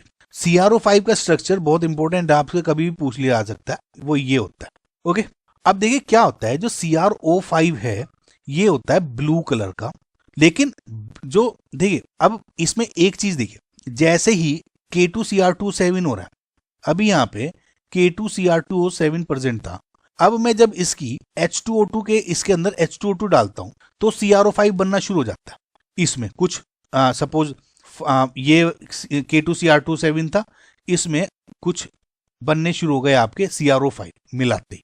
अब क्या होता है, CrO5 is very dangerous in the sense वो होता है एक्सप्लोजिव नेचर का होता है। तो in order to explosion, avoid explosion, इसमें एमाइल एल्कोहल डाला जाता है। अब एमाइल एल्कोहल क्या करता है कि जैसे जैसे K2Cr2O7 CrO5 में कन्वर्ट होता रहता है तो उन सब के बीच में एक लेयर बना देता है। नीचे तो आपका फॉर एग्जांपल K2Cr2O7 रह गया और ऊपर फॉर एग्जांपल आपका CrO5 हो गया, तो ये लेयर्ड स्ट्रक्चर बना देता है एमाइल एल्कोहल का, ये रीजन है। तो इसलिए अब क्या है कि ये सॉल्यूशन क्या हो गया, ये हो गया एमाइल एल्कोहल और ये हो गया CrO5 और ये पूरा कलर किसका बन कह देते हैं, ब्लू कलर का। Hence this question, I hope guys आपको ये समझ में आएगा, बस थोड़ा सा ट्रिकी था, पता है तो पता है। So option number 4 is your correct answer. Prolonged heating is avoided during the preparation of ferrous ammonium sulphate. देखिए फेरस अमोनियम सल्फेट को आप बोलते हो मोहर्स साल्ट, ये भी काफी इंपॉर्टेंट कंपाउंड है, इस पर भी बहुत बार क्वेश्चन पूछे गए, जिसका फॉर्मूला होता है आपका FeSO4.NH4 to 6H2। ओके, ये मोहर साल्ट है फेरस अमोनियम सल्फेट। नाउ इसकी जब आप प्रिपरेशन करते हो, ठीक है, तो ऐसा होता है कि FeSO4 में अमोनियम सल्फेट आप ऐड करते हो in presence of some water और हीटिंग करते हो इसकी। अब क्या होता है कि जो आपका वाटर है इसमें 2-3 ml आपका एसिड भी डाला जाता है H2SO4 बेसिकली, ये डाइल्यूट होता है थोड़ा। तो FeSO4 इसके बाद अमोनियम सल्फेट और एसिडिफाइड, ये थोड़ा डाइल्यूट एसिड 2-3 ml आपने 2-3 थोड़ा सा डाल दिया और H2O डाल दिया, ठीक है, तो आपका मोहर सॉल्ट बन जाता है। Why we are adding this, हम इसको इसलिए ऐड करते हैं कि जो इसका आपका सॉल्यूशन है उसका टू प्रिवेंट इट्स हाइड्रोलिसिस, ठीक है, ज्यादा हाइड्रोलिसिस ना हो, ठीक है। अब क्या होता है, इसको जब आप हीट करते हो तो आपका मोहर सॉल्ट बनता है। ये बैकग्राउंड समझ में आया ना। अब ये कह रहे हैं अगर सपोज आप इसको हीट ही करते रहो तब इस रिएक्शन पे क्या फर्क होगा। देखिए ऑब्वियसली एक पर्टिकुलर टाइम तक या अमाउंट तक या हीट देनी रहती है, इससे ज्यादा हीट से रिएक्शन क्या होगी, जो इसमें Fe2+ है, Fe2+ आयंस है, इस जिसकी वजह से इसका जो कलर होता है आपका लाइट ग्रीन कलर का होता है मोहर सॉल्ट का। लेकिन प्रोलॉन्ग्ड हीटिंग जब करते रहोगे तो वो Fe2+ से आपका जो कन्वर्ट हो जाएगा Fe3+, यानी फेरस आयन से फेरिक में कन्वर्ट हो जाता है, and which is a yellow coloured ion, complex बना देगा। तो इसका मतलब क्या हुआ, और जो हमारा प्रॉपर जो हमारी रिएक्शन है, हमारा हमें जो चाहिए वो नहीं मिल रही है, ऑब्वियसली दिख रहा है। तो मतलब क्या हो रहा है, अब Fe2+ से Fe3+ में कन्वर्ट हो जाता है, यानी अगर आप इसको क्या देखोगे तो ऑक्सीडेशन हो जाता है फेरस का फेरिक में after prolonged heating. Okay, so prolonged heating is avoided during the preparation of ferrous ammonium sulphate to prevent oxidation. During the qualitative analysis of SO3 2- using dilute H2SO4, SO2 gas is evolved which turns K2Cr2O7 solution acidified with dilute H2SO4 into। देखिए मैंने जैसा आपको बताया था वो इसमें थोड़ा सा और एडिशन भी कर देते हैं। देखिए जैसे Cr2O7 2- डाइक्रोमेट आयन हो गया जो K2Cr2O7 वाला है, उसको जब एसिडिक कंडीशंस में डालते हो और प्लस कोई एसिडिक कंडीशन तो है ही, लेकिन उसके साथ साथ अगर आप थोड़ा कुछ रिड्यूसिंग एजेंट भी इंट्रोड्यूस करा देते हो, जैसे यहाँ एसिडिक कंडीशंस या कोई रिड्यूसिंग एजेंट भी इंट्रोड्यूस करा दोगे, तो इसका डाइक्रोमेट आयन का रिडक्शन हो जाता है टू Cr3+ आयंस। और जो Cr3+ आयंस है बेसिकली ये होता है ग्रीन कलर का, ठीक है। अब देखिए ऊपर वाली लाइन, सिमिलर जैसे ये डाइक्रोमेट का रिडक्शन हो गया आपका Cr3+ में हो गया, तो सिमिलरली जब आप SO3 2 नेगेटिव का जब आप क्वालिटेटिव एनालिसिस करते हो, फॉर एग्जांपल जैसे इसको ले लो Na2SO3, ओके, तो जब इसमें आप वार्म कोई डाइल्यूट H2SO4 एसिडिक कंडीशंस लेते हैं तो अगेन ये किस में कन्वर्ट हो जाता है, देखिए ये सल्फेट आपका सल्फाइड किस में कन्वर्ट हो जाएगा, SO3 2 नेगेटिव, एक तो हो जाएगा Na2SO4 और साथ ही साथ SO2, समझ में आपको, करेक्ट, साथ साथ वाटर, ठीक है। तो ये जरूर ध्यान रखना, SO3 2 नेगेटिव कन्वर्ट हुआ SO4 2 नेगेटिव और SO2 में साथ साथ, ये आपसे पूछा जा सकता है। तो जैसे आपको बताया था मैंने, SO2 जो गैस है वो रिड्यूसिंग एजेंट होती है, just like H2S gas, okay. तो इसी केस में जब आप इस SO2 गैस को क्रोमेटाइन के साथ, जैसे मैंने बताया ना, रिड्यूसिंग एजेंट भी इंट्रोड्यूस कर दो, तो SO2 ऐड कर दो, H2S ऐड कर दो, तो अल्टीमेटली ये Cr3+ में कन्वर्ट हो जाता है, जो कि ग्रीन कलर का होता है। इसकी अल्टीमेटली जो रिएक्शंस फाइनल जो बन जाती हैं वो क्या हो जाएगी, K2Cr2O7, जब एसिडिक कंडीशंस देखते हो उसमें SO2 डाल दे रिड्यूसिंग एजेंट, तो क्या हो जाएगा, K2Cr2O7 कन्वर्ट हो गया K2SO4, ओके। Cr2O7 जो बेसिकली था कन्वर्ट हो गया आपका Cr3+ में, यानी Cr2SO4 thrice, Cr2SO4 thrice, chromium sulphate हो गया, ये बेसिकली ग्रीन कलर का होता है, या Cr3+ कह दो, प्लस साथ में H2, ठीक है। तो अल्टीमेटली ये रिएक्शंस होती है। तो फाइनल आपका आंसर क्या हो गया, देखिए यहां से सोल्व कर दो, यहां से सोल्व कर दो, ये कंसेप्ट याद होना चाहिए आपको। तो इसके अकॉर्डिंग जो ऑप्शन नंबर 1 है is your correct answer. A and B formed in the following reactions are, देखिए जो जेई मेन 2024 हुआ है जनवरी का, इसमें क्रोमाइल क्लोराइड टेस्ट पे मतलब बहुत क्वेश्चन पूछे जा चुके हैं, 6-7 बार, ओके। सो इस चीज ये रिएक्शन बहुत इंपॉर्टेंट है, पहले भी इसके काफी क्वेश्चन पूछे जा चुके हैं। देखिए A and B formed in the following reactions are, so जो बेसिकली ये क्या है, CrO2Cl2, ये बोलते हैं आप इसको chromyl chloride, okay. Chromyl chloride test होता है बेसिकली एक to test the presence of chloride ions, ये तो बात हो गई। अब इसमें देखिए मेन ये रिएक्शंस होती है, इनको कैसे करें, देखिए सबसे पहले क्या होता है, एक साल्ट ले लिया होता है, साल्ट जिसमें ऑब्वियसली क्लोराइड आयन प्रेजेंट होगा, जैसे NaCl। इसमें क्या करते हैं, equal amount of solid K2Cr2O7 डाल देते हैं, ठीक है। अब ध्यान रखना आप, और उसके बाद में आप कर देते हो ऐड कंसंट्रेटेड H2SO4, और जब इस पूरे मिक्सचर को आप हीट करते हो ना, तो कुछ वेपर्स या कुछ गैसेस रिलीज होती है, ठीक है। वो होती है बेसिकली CrO2Cl2 क्रोमाइल क्लोराइड की, और जो कि बेसिकली रेडिश ब्राउन कलर की होती है। रेडिश दे देंगे कभी कभी, कुछ ब्राउनिश दे देंगे, रेडिश ब्राउन लिख देंगे, ये ध्यान है। उसके अलावा दूसरी रिएक्शन हो जाती है, जैसे फॉर एग्जाम्पल मैंने NaCl ले लिया यहाँ पे, तो NaCl हो गया, K2Cr2O7 हो गया, H2SO4 ऐड करके क्या बन जाता है यहाँ पे, CrO2Cl2 KHSO4, okay, plus H2O plus NaHSO4, okay. एक बात ध्यान रखिए, मैंने NaCl लिया था तो यहाँ पे KHSO4 तो बन गया K2Cr2O7 से, और NaCl वाला ये NaHSO4 बन गया। लेट जैसे अगर मैं यहाँ पे सिर्फ KCl लेता तो यहाँ पे NaHSO4 ना बन के यहाँ KHSO4 ही इकलौता बचता है, ये जरूर ध्यान देना, ठीक है। अब क्या होता है, जो ये वेपर्स रिलीज होती है ना, इसको फर्दर हम NaOH में ऐड कर देते हैं, ठीक है। अब वो क्या है, ये रिएक्शन दी हुई है ये वाली, जब इसको आप NaOH में रिएक्शन को ऐड करते हैं तो एक येलो कलर का सॉल्यूशन बनता है। येलो कलर का जो सॉल्यूशन होता है वो बेसिकली क्या होता है, Na2CrO4, Na2CrO4 होता है, जो कि येलो कलर का एक सॉल्यूशन बनता है जिसमें, ठीक है। तो CrO2Cl2 प्लस NaOH Na2CrO4 बना, और इसमें NaCl प्लस H2 और बन जाता है, तो ये वाली रिएक्शन होगी। तो इससे आपको समझ में आ गया होगा, CrO2Cl2 NaOH ऐड करा तो इसमें क्या हो गया, Na2CrO4, समझ में। तो इसमें देखिए ऑप्शंस में भी मुझे दिख रहा है कि मेरा ऑप्शन नंबर 1 है। खैर नेक्स्ट रिएक्शंस देखते हैं। अब क्या होता है कि इसमें ना फर्दर टेस्ट होते हैं, इसको 2 पार्ट में ब्रेक करते हैं, एक पार्ट में आप कुछ एसिटिक एसिड वगैरह डालते हो, वो डिफरेंट रिएक्शन है। जो ये वाली रिएक्शंस है वो बेसिकली इसमें क्या करते हो, जो ये Na2CrO4 निकला, येलो कलर बना Na2CrO4, ठीक है। अब इसमें क्या करते हो आप, बेसिकली एसिडिक मीडियम में इसमें H2O2 ऐड कर देते हो तो यहाँ पे CrO5 बन जाता है, यानी क्रोमियम पेंटाऑक्साइड, और साथ ही साथ इसमें H2O भी निकल जाता है। ठीक है, तो अब मेरा बैलेंस आउट नहीं किया हुआ है, ये समझो कि अगर मैं इसे भी हटा दूं तो क्रोमेट आयंस जब एसिडिक मीडियम में H2O2 से मिलते हैं तो CrO5 और H2O बनाते हैं। तो इसमें देखिए ए था Na2CrO4, यहाँ लिया HCl H ion acidic medium H2O2, तो बी क्या बना CrO5 अलोंग विद H2O। तो CrO5 क्या होता है, क्रोमियम पेंटाऑक्साइड।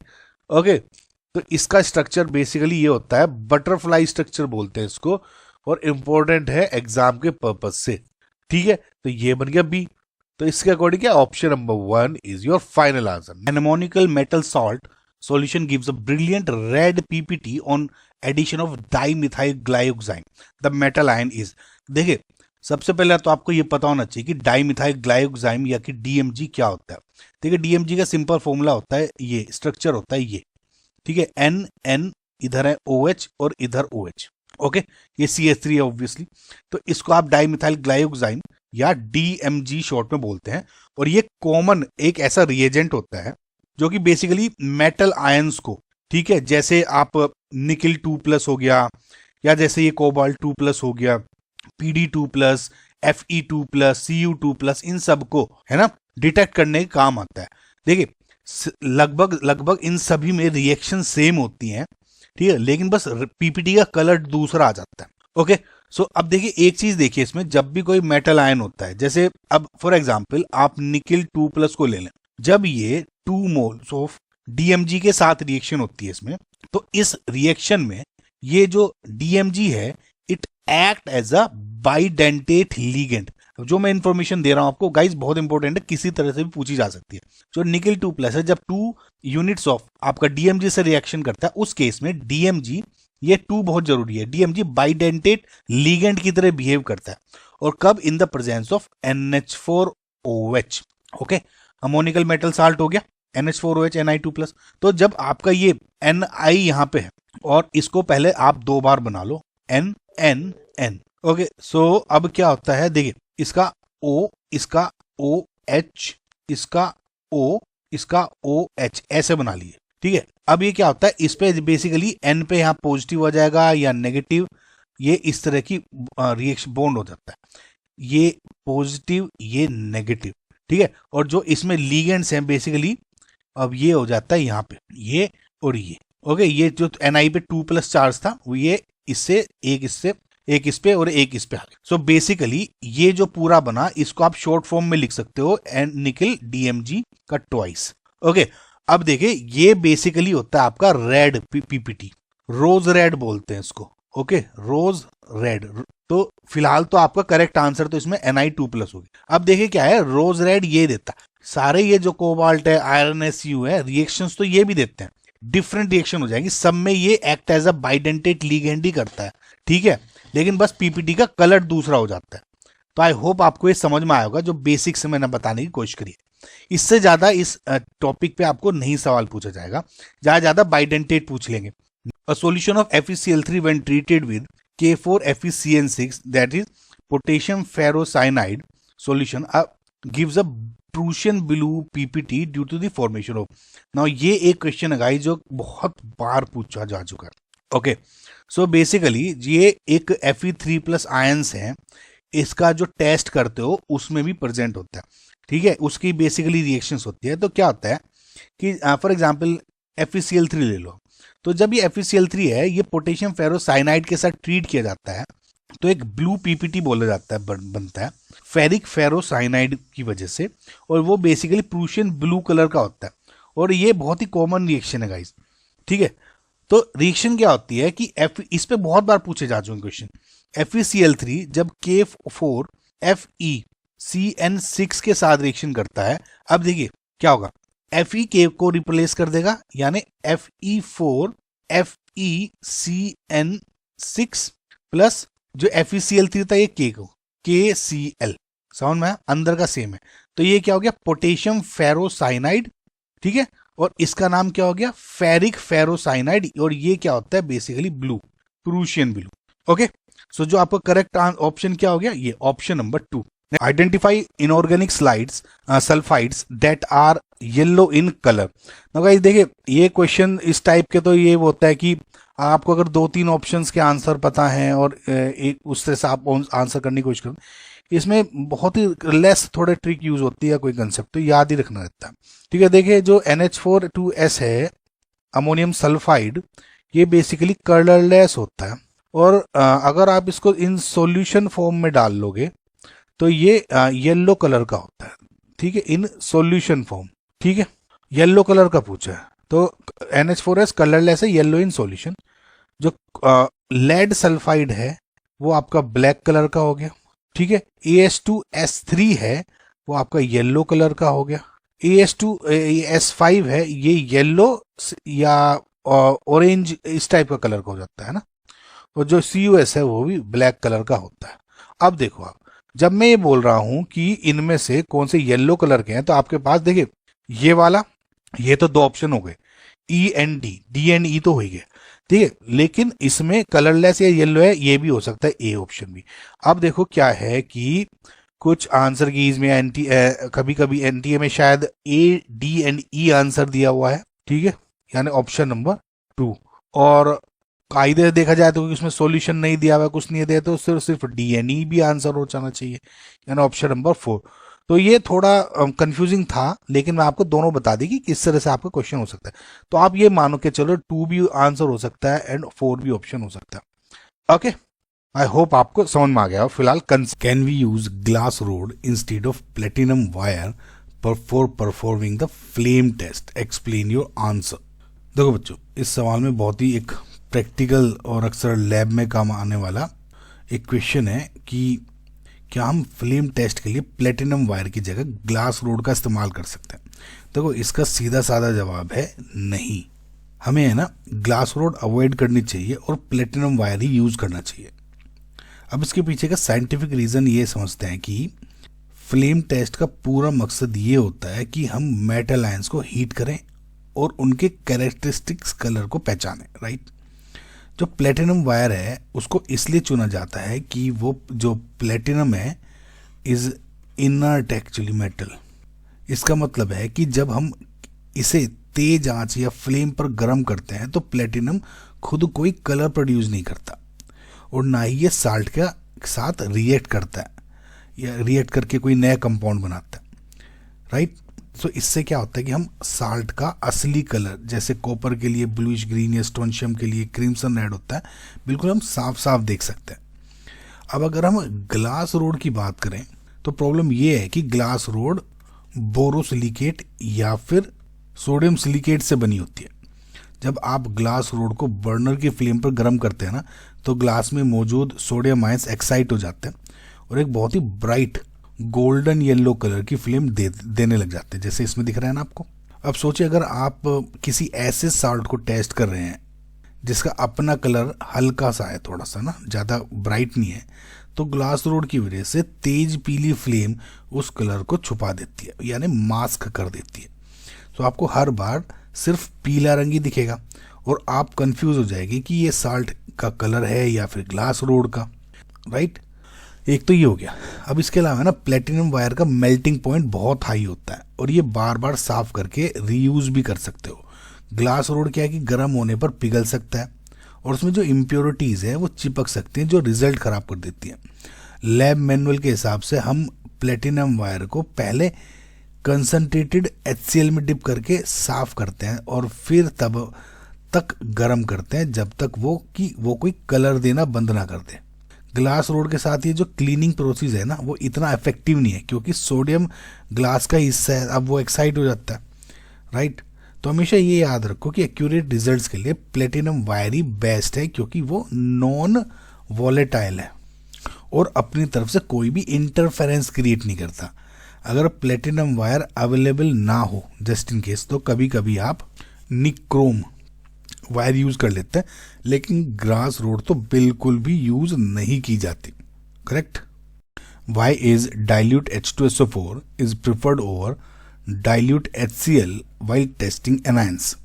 देखो बच्चों, लैब में जब हम प्रिलिमिनरी टेस्ट करते हैं तो हमारा मकसद क्या होता है? गैस को इवॉल्व करना ताकि हम एनायंस को पहचान सकें। करेक्ट। डाइल्यूट सल्फ्यूरिक एसिड यानी H2SO4 को हम इसलिए चुनते हैं क्योंकि ये क्या है, नॉन वॉलेटाइल। इसका मतलब ये है कि गर्म करने पर भी इसके अपने वेपर जल्दी नहीं बनते। और जो गैस हमें टेस्ट ट्यूब में, देखो क्या होगा, आपने साल्ट लिया, उसमें डाइल्यूट H2SO4 डाला और फिर गैस इवोल्व होगी कुछ, राइट। सो जो ये गैस हमें टेस्ट ट्यूब से निकलती हुई दिखती है वो सिर्फ और सिर्फ साल्ट के एनायन की वजह से मिलेगी, ना कि H2SO4 की वजह से। अब सोचो कि अगर हम डाइल्यूट हाइड्रोक्लोरिक एसिड यानी HCl यूज करें। अब HCl एक वॉलेटाइल एसिड है। जब आप टेस्ट ट्यूब को हल्का सा भी गर्म करोगे तो HCl से अपने वेपर्स हाइड्रोक्लोरिक गैस यानी HCl गैस जिसे बोलते हैं वो निकलने लगते हैं। सो ये वेपर्स आपके साल्ट से निकलने वाली गैस के साथ मिक्स हो जाएंगे और टेस्ट में आपको ना रुकावट डाल देंगे। फॉर एग्जाम्पल, अगर आप क्लोराइड आयन का टेस्ट कर रहे हो, ठीक है, तो आपको पता नहीं चलेगा कि निकलने वाली गैस साल्ट से आ रही है ये या आपके जो आपने HCl एसिड डाला है उसकी वेपर्स की वजह से आ रही है। अब एक तो ये हो गया वॉलेटाइल नॉन वॉलेटाइल। इसके अलावा एक बहुत बड़ा दूसरा भी रीज़न है इंटरफेरेंस। अब देखो HCl में खुद क्लोराइड एनायन होता है। अगर आपने टेस्ट के लिए HCl एसिड यूज़ किया तो आप साल्ट के अंदर क्लोराइड आयंस को कभी डिटेक्ट नहीं कर पाएंगे क्योंकि एसिड का अपना क्लोराइड टेस्ट है, वो उसको मास्क कर देगा या फिर गलत पॉजिटिव रिजल्ट दे देगा कि क्लोराइड आयन है, और हालांकि वो क्लोराइड आयन था ही नहीं उसमें, वो HCl गैस ने अपनी क्लोराइड गैस दे दी। करेक्ट। अब लेकिन जब आप सल्फ्यूरिक एसिड है यू देखते हो उसमें सल्फेट आयन होता है, क्योंकि सल्फेट आयन बहुत ज़्यादा स्टेबल होता है तो डाइल्यूट एसिड वाले ग्रुप में आता ही नहीं है। इसलिए है ना ये दूसरे एनायन जैसे कार्बोनेट, सल्फाइड या नाइट्राइट, हम जो मैंने बताया था ना आपको कि जब आप ग्रुप्स देखते हो ना, एनायन टेस्ट करते हो तो उसमें 3 पार्ट्स में होता है, राइट। अब उसमें क्या होता है, जैसे ग्रुप 1, 2 एंड 3। फर्स्ट वाले ग्रुप में कौन से होते हैं, जो कि डाइल्यूट H2SO4 साथ गैस दे देते हैं। सेकेंड में भी होते हैं जो डाइल्यूट से नहीं देते लेकिन कंसनट्रेटेड H2SO4 के साथ गैस दे देते हैं। तीसरा है वो दोनों से ही नहीं देते। तो अब जो क्या है ना कि क्लोराइड आयन इस फर्स्ट में ही आता है। अब क्लोराइड ये है, अब सपोज आपने साल्ट में टेस्ट कर रहे हो पहले डाइल्यूट HCl डाल के, तो अगर गैस निकली, सपोज इसमें क्लोराइड है ही नहीं लेकिन गैस निकल गई क्लोराइड वाली, तो आप ये सोचोगे कि भैया ये क्लोराइड आयन प्रेजेंट है लेकिन वो तो डाइल्यूट HCl की वजह से आया था इसलिए नहीं यूज़ करते। अब क्या हो गया, सल्फेट आयन। अब सल्फेट आयन इस वाले फर्स्ट ग्रुप में आता ही नहीं, तो डाइल्यूट HCl या इसमें, राइट। जो सल्फेट आता है आपका वो तीसरे सुपर ग्रुप में है, जैसे सल्फेट और फॉस्फेट, ठीक है। तो हमें यहाँ तक अगर मैं पहुँचूंगा ना तो ये मुझे ये पता है कि जो सल्फेट आयंस हैं वे डाइल्यूट H2SO4 और डाइल्यूट या कंसनट्रेटेड H2SO4 के साथ गैस ही नहीं देंगे। तो मैं श्योर हूँ कि अगर कोई गैस निकली है तो वो सल्फेट की वजह से तो नहीं निकली होगी। समझ में? तो सिंपल सा लॉजिक ये है बच्चों कि हमें एक ऐसा एसिड चाहिए जो खुद चुपचाप बैठा रहे और सिर्फ साल्ट को रिएक्ट करने पर मजबूर करे। डाइल्यूट H2SO4 वाली जो है वो डाइल्यूट H2SO4 वही काम कर रहा है क्योंकि वो नॉन वोलेटाइल है और उसके पास कोई ऐसा एनायन नहीं है जो ग्रुप एनालिसिस में कंफ्यूजन पैदा कर दे, ठीक है। तो इसलिए हम H2SO4 प्रेफर करते हैं, HCl को नहीं करते। Okay. Carbon dioxide gas and sulphur dioxide gas both turn lime water milky, how will you distinguish between the two. देखो बच्चों, जो क्वेश्चन है वो थोड़ा सा ट्रिकी है और अक्सर केमिस्ट्री प्रैक्टिकल्स में थोड़ा कंफ्यूजन पैदा कर देता है। हमने पढ़ा है कि carbon dioxide gas lime water को मिल्की कर देती है। मतलब जब कार्बन डाइऑक्साइड को आप कैल्शियम हाइड्रोक्साइड जिसे आप लाइम वाटर बोलते हो उसमें पास कर देते हो तो कैल्शियम कार्बोनेट की बनने की वजह से जो लाइम वाटर है वो प्रेसिपिटेट या मिल्की कलर बन जाता है। इसमें एक्स्ट्रा और CO2 डालते हो तो कैल्शियम बाइकार्बोनेट बनता है। कुल मिला के कैल्शियम कार्बोनेट बन रहा है। अब सेम ही काम ये बोला है उसने कि अगर अब लाइम वाटर में CO2 के बजाय SO2 पास कर दो तब भी क्या होता है, जो आपका लाइम वाटर है वो मिल्की हो जाता है। समझ में? इधर तो जो लाइम वाटर होता है वो होता है कैल्शियम कार्बोनेट की वजह से, लेकिन जब SO2 को आप कैल्शियम हाइड्रोक्साइड में डालते हो राइट। तो ये किसकी वजह से बनता है? कैल्शियम सल्फाइड की वजह से, CaSO3, कैल्शियम सल्फाइड। तो अब सवाल ये है कि अगर दोनों ही गैस लाइम वाटर को मिलके कर रही है तो हम इन दोनों के बीच में फर्क कैसे करेंगे? देखो, इन्हें डिस्टिंग्विश करने के दो बहुत ही सॉलिड और आसान तरीके हैं जो आपको है ना हमेशा याद रखने चाहिए। सबसे पहला और बड़ा फर्क ये है कि एक तो है स्मेल, करेक्ट। जो कार्बन डाइऑक्साइड CO2 है वो एक ऑर्डरलेस गैस है, ऑर्डरलेस यानी इसकी कोई स्मेल नहीं होती। लेकिन जो सल्फर डाइऑक्साइड गैस है वो बहुत ही तीखी और चुभने वाली स्मेल देती है। तो बिल्कुल वैसे ही जैसे बर्निंग सल्फर यानी जलते हुए कोई ये सोचो कि माचिस की तील या मतलब गंध होता है ना, सल्फर की जलने की स्मेल वैसी आती है इसकी। तो अगर गैस की स्मेल नहीं है तो CO2, अगर गैस की स्मेल है, सफोकेटिंग सी स्मेल है, दम घोट रही है, तो SO2 होती है। लेकिन अब क्या है, अगेन हम इस सिर्फ स्मेल पे तो डिपेंड नहीं कर सकते क्योंकि हमें केमिकल टेस्ट चाहिए जो कंफर्म कर दे कि CO2 है या SO2। इसके लिए हम यूज करते हैं acidified potassium dichromate. Okay, acidified potassium dichromate आप यूज करते हो उसके लिए। ये टेस्ट सबसे बड़ा डिफरेंशिएटर है कि ठीक है इन दोनों पर। जब हम SO2 गैस को एसिडिफाइड पोटेशियम डाइक्रोमेट सॉल्यूशन से पास करते हैं तो वह ना ऑरेंज रंग के सॉल्यूशन को ग्रीन यानी हरे रंग में बदल देता है। ऐसा इसलिए होता है क्योंकि SO2 यानी सल्फर डाइऑक्साइड एक स्ट्रॉन्ग रिड्यूसिंग एजेंट है जो ऑरेंज कलर्ड क्रोमेट आयंस को, ये क्या होता है ऑरेंज कलर्ड के, तो ऑरेंज कलर के क्रोमेट आयंस को वो ग्रीन कलर्ड Cr3+ आयंस में रिड्यूस कर देता है। अब यहाँ ध्यान देने वाली बात यह है, ध्यान देने वाली कि कार्बन डाइऑक्साइड का जो पोटेशियम डाइक्रोमेट पर कोई भी असर नहीं होता। तो अगर आप CO2 गैस पास करोगे तो ऑरेंज सॉल्यूशन है जो डाइक्रोमेट का वो सेम टू सेम ही रहेगा। इसके अलावा आप पोटेशियम पर मैग्नेट भी यूज कर सकते हो, KMnO4। जो SO2 गैस है वो पिंक या पर्पल रंग के KMnO सॉल्यूशन को कलरलेस कर देता है। ठीक है, अगर ये जो पिंक या पर्पल कलर मानते हो KMnO4 का, तो जो SO2 गैस है इस पे डालोगे तो अब ये क्या हो जाएगा, कलरलेस सॉल्यूशन हो जाएगा, यानी उसको डीकलराइज कर देता है। जबकि CO2 के साथ इसकी कोई रिएक्शन नहीं होती। समझ में आया? यानी SO2 दोनों का चेंज कर रहा है रंग, इसको कर रहा है ऑरेंज से ग्रीन और इसको कर रहा है पिंक या पर्पल से कलरलेस, लेकिन CO2 ऑरेंज को ऑरेंज रखेगा और पर्पल को पर्पल, कोई रिएक्शन देता।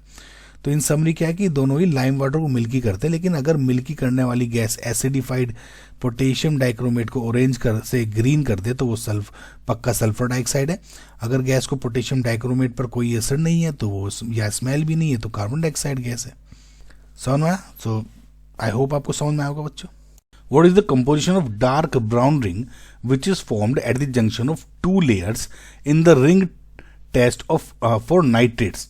देखो बच्चों, जो क्वेश्चन है ये बेसिकली नाइट्रेट्स के टेस्ट पे डिपेंड कर रहा है जिसको आप क्या बोलते हो, ब्राउन रिंग टेस्ट। और जैसा मैंने आपको बताया ये टेस्ट नाइट्रेट आयंस की पहचान के लिए होता है। नाइट्रेट्स कौन से हो गए, NO3 नेगेटिव।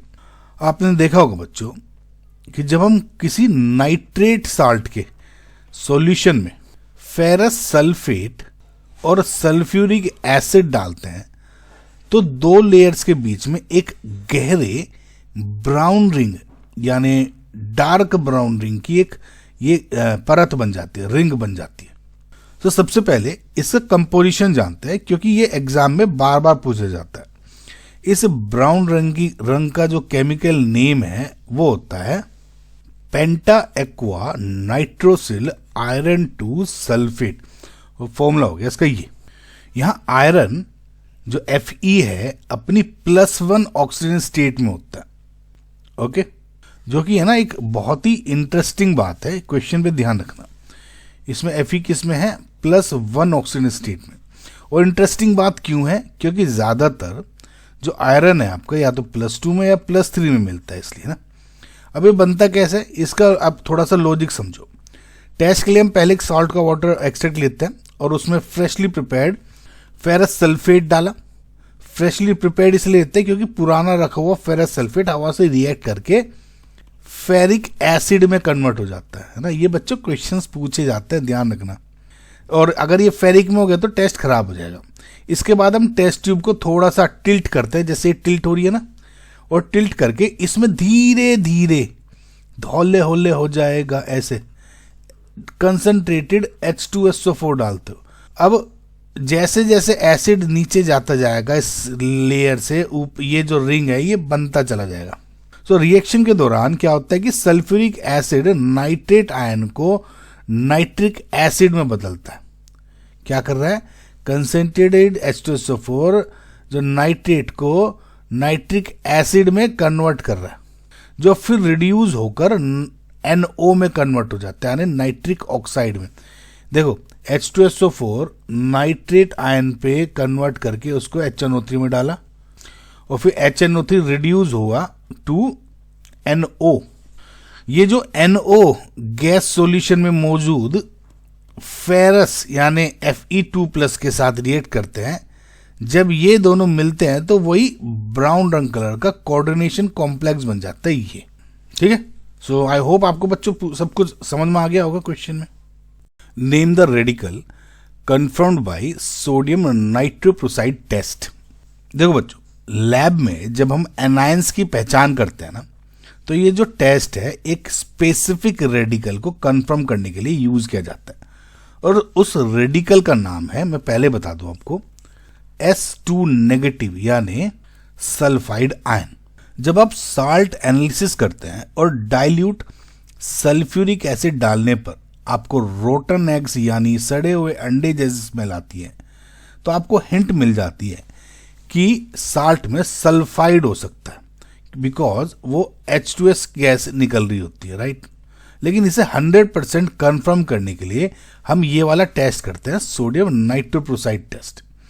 इस टेस्ट को करने का तरीका बहुत सिंपल है। सबसे पहले आप अपने अननोन साल्ट का सोडियम कार्बोनेट एक्सट्रैक्ट बना लो, सोडा एक्सट्रैक्ट बोलते हैं इसको शॉर्ट में, और फिर साल्ट को पानी में घोलकर उसका वाटर एक्सट्रैक्ट बनाते हैं। अब इस एक्सट्रैक्ट में हम थोड़ा सा आपका सोडियम नाइट्रोप्रोसाइड सॉल्यूशन डालते हैं। जैसे ही आप ये सॉल्यूशन डालेंगे, अगर हमारा साल्ट में सल्फाइड S2- प्रेजेंट है, तो जो पूरा सॉल्यूशन है वो अचानक से डार्क पर्पल या वॉयलेट कलर का रंग बदलने उसमें बदल जाएगा। ये पर्पल रंग है जो बेसिकली यही आपका सल्फाइड आयन की सबसे बड़ी और पक्की पहचान होती है। ठीक है, अब इससे पीछे की थोड़ी सी केमिस्ट्री समझ लो, ताकि क्योंकि जब पढ़े रहे तो पूरा पढ़ो। ये पर्पल रंग एक कॉम्प्लेक्स कंपाउंड बनने की वजह से होता है बेसिकली। जब सोडियम नाइट्रोप्रोसाइड, अब सोडियम नाइट्रोप्रोसाइड का फॉर्मूला क्या होता है? ये वो सल्फाइड आयंस के साथ जब रिएक्ट करता है तो एक नया कोऑर्डिनेशन कॉम्प्लेक्स बनाता है, जिसे हम सोडियम थायोनाइट्रोप्रोसाइड बोलते हो। समझ में? मतलब सोडियम प्रोसाइड से सोडियम थायोनाइट्रोप्रोसाइड जब S2- बनता है, और उसका फॉर्मूला क्या होता है? ये बच्चों, इस कॉम्प्लेक्स में जो सल्फर एटम मॉलिक्यूल के अंदर जुड़ जाता है बेसिकली, है ना, और इसकी वजह से वो इंटेंस वॉयलेट कलर प्रोड्यूस करता है। तो बच्चों एक बात ध्यान हमेशा याद रखना, ये टेस्ट तभी बेस्ट रिजल्ट देता है जब हमारा सॉल्यूशन एल्कलाइन नेचर का हो। इसलिए हम इसमें सोडियम कार्बोनेट एक्सट्रैक्ट यूज करते हैं, या थोड़ा सा एल्कली मिला दो, ठीक है, मिला देते हैं इसमें। तो अगर सॉल्यूशन एसिडिक होता है ना, तो ये रंग इतना साफ नहीं होगा, इतना ज़्यादा डार्क नहीं आता है। तो याद रखना है ना, ये हमेशा याद रखो बेटा कि सोडियम नाइट्रोप्रोसाइड टेस्ट का मतलब हमेशा S2- है। आई होप आपको समझ में आएगा। What is chromyl chloride test and how do you justify that CrO2Cl2 is acidic in nature? देखो बच्चों, जो ये टेस्ट है क्रोमाइल क्लोराइड टेस्ट, ठीक है, अब जैसे यहाँ पे क्लोराइड लिखा है ना, तो ये समझो कि ये जो क्रोमाइल क्लोराइड टेस्ट है वो स्पेसिफिकली क्लोराइड आयंस को कंफर्म करने के लिए किया जाता है जब हमें कंसंट्रेटेड सल्फ्यूरिक एसिड से कोई डाउट हो रहा हो। ठीक है, समझ रहे? पहले तो हम क्या करेंगे, कंसंट्रेटेड सल्फ्यूरिक एसिड डालते हैं साल्ट में, और उसमें कुछ गैस निकलेगी। फिर अगर हम ये कह रहे हैं कि नहीं भैया इस थोड़ा सा कंफर्म हुआ, कंफर्म करने के लिए क्रोमाइल क्लोराइड टेस्ट करते हैं ना। अब इस टेस्ट को कैसे करते हैं? सबसे पहले हम एक ड्राई टेस्ट ट्यूब में अपना सॉल्ट लेते हैं और उसमें बराबर मात्रा में आप क्या डालते हो, पोटेशियम डाइक्रोमेट। ठीक है, सॉल्ट लिया और उसमें थोड़ा सा पोटेशियम डाइक्रोमेट डाला। फिर इस मिक्सचर में जो ये है, ये मिक्सचर हुआ, इसमें हम ऐड करते हैं आपका कंसंट्रेटेड H2SO4 और इसे हल्का सा हम हीट करने लग जाते हैं। समझ में आया? जैसे इसे आप गर्म करते हो, आप देखते हो कि टेस्ट ट्यूब से बहुत ही गहरी रेडिश ब्राउन रंग की वेपर्स यानी भाप निकल रही है। जो ये वेपर्स है ये बेसिकली किसकी होती है? ये होती है आपकी क्रोमाइल क्लोराइड की, यानी CrO2Cl2। ये क्या होता है? क्रोमाइल क्लोराइड, रेडिश ब्राउन की। अच्छा, अब एक चीज ध्यान रखो, जैसे ही सिर्फ जो ब्राउन वेपर्स निकलती है ना, तो हम एकदम से ये कंफर्म नहीं कहते इसमें कि अच्छा ठीक है कि ये क्लोराइड ही हो सकता है। क्या है कि अगर ये क्रोमाइल क्लोराइड टेस्ट यूज कर रहे हैं तो हो सकता है कि इसमें ब्रोमाइड आयंस भी प्रेजेंट है, ब्रोमाइन की वेपर्स हो सकती है, क्योंकि वो भी थोड़ी ब्राउनिश ही होती है। इसलिए हम इन वेपर्स को क्या करते हैं, ये CrO2Cl2 हुआ, ठीक है बच्चों, ये वेपर्स सारी उसी की है। अब हम क्या करते हैं, CrO2Cl2 यानी जो क्रोमाइल क्लोराइड की वेपर्स है, इसको दूसरी टेस्ट ट्यूब में पास करते हैं, जिसमें हमने पहले से क्या डाला हुआ है, इनमें NaOH यानी sodium hydroxide. Basically sodium hydroxide का सॉल्यूशन होता है। जैसे ये ब्राउन वेपर्स NaOH के साथ रिएक्ट करती है ना बच्चों, वो कलरलेस सॉल्यूशन अचानक से येलो रंग का हो जाता है। अब ये क्या है, अब जैसे ये है, ये पूरा सॉल्यूशन कैसा होता है, कलरलेस। अब जैसे ही मिक्स करती है ना, बस बेसिकली ये तो वेपर्स हो गई और ये NaOH में डाला आपने, जैसे NaOH है, NaOH कलरलेस हो गया, आपने क्रोमाइल क्लोराइड की वेपर्स डाली, तो ये जो ये टेस्ट ट्यूब का कलर है वो एकदम से क्या हो जाता है, येलो रंग का। जो ये येलो कलर है वो बेसिकली इस Na2CrO4 यानी सोडियम क्रोमेट के बनने की वजह से आता है। अब इस Na2CrO4 में हम थोड़ा सा एसिटिक एसिड और लेड एसीटेट डाल दें तो हम ये जो येलो कलर बना, ये येलो कलर का प्रेसिपिटेट बन जाता है। और येलो कलर का जो प्रेसिपिटेट क्या होता है, वही लेड क्रोमेट का यानी PbCrO4। सो अगर ये येलो प्रेसिपिटेट बन गया है तो समझ लो कि क्लोराइड 100% कन्फर्म है। समझ में आया? क्या किया हमने, देखो आपने सॉल्ट लिया, सॉल्ट में K2Cr2O7 डाला, उसमें कंसंट्रेटेड H2SO4 डालते ही आपकी NaOH ये निकलनी शुरू हुई, ये भाप निकलनी शुरू हुई, किसकी, क्रोमाइल क्लोराइड की। इसमें आपने NaOH ऐड किया, NaOH का जो कलरलेस था वो येलो में बन गया। इसमें अगर आप लेड एसीटेट और एसिटिक एसिड डाल दो तो वो PbCrO4 लेड क्रोमेट का आपने PPT बना दिया। अब ये येलो PPT बनते आप 100% कंफर्म है कि क्लोराइड आयन ही है। ठीक है, अब आते हैं इसके सेकंड पार्ट पे क्वेश्चन के कि how do you justify that ये एसिडिक इन नेचर होता है।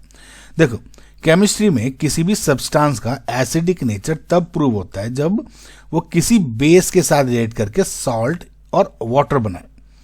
अब इसमें देखो, जब हमने क्रोमाइल क्लोराइड वेपर्स को सोडियम हाइड्रोक्साइड जो कि एक बेस है उसमें पास किया था, तो उसने रिएक्ट करके क्या बनाया था, आपका sodium chromate and NaCl obviously, ये वगैरह वगैरह है ना।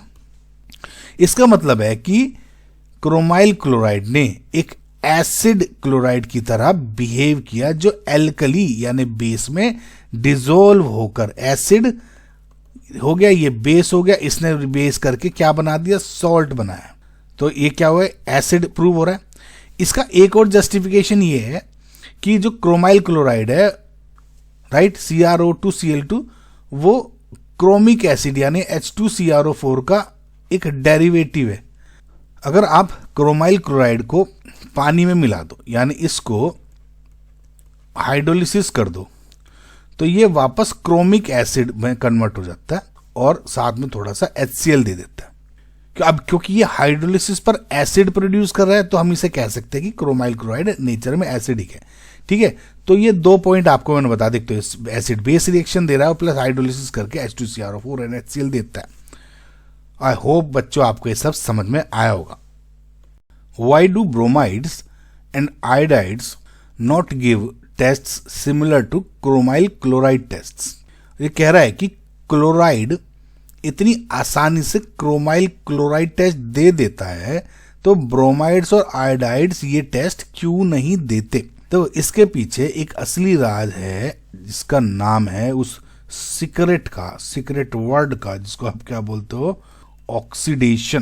क्रोमाइल क्लोराइड टेस्ट में हम सॉल्ट लेते हैं, उसमें सबसे पहले क्या करते हैं आप, पोटेशियम डाइक्रोमेट यानी K2Cr2O7, और इसमें कंसंट्रेटेड H2SO4 का इस्तेमाल करते हैं। अब ये दोनों मिलकर एक पावरफुल ऑक्सीडाइजिंग एजेंट बनाते हैं। ये दोनों जब हम क्लोराइड सॉल्ट यूज करते हैं तो क्लोराइड आयन, राइट, इतना वीक रिड्यूसिंग एजेंट होता है कि ये डाइक्रोमेट को रिड्यूस नहीं कर पाता। ठीक है, अब इस ध्यान रखना, इतना वीक रिड्यूसिंग एजेंट होता है कि ये K2Cr2O7 को रिड्यूस नहीं कर पाता।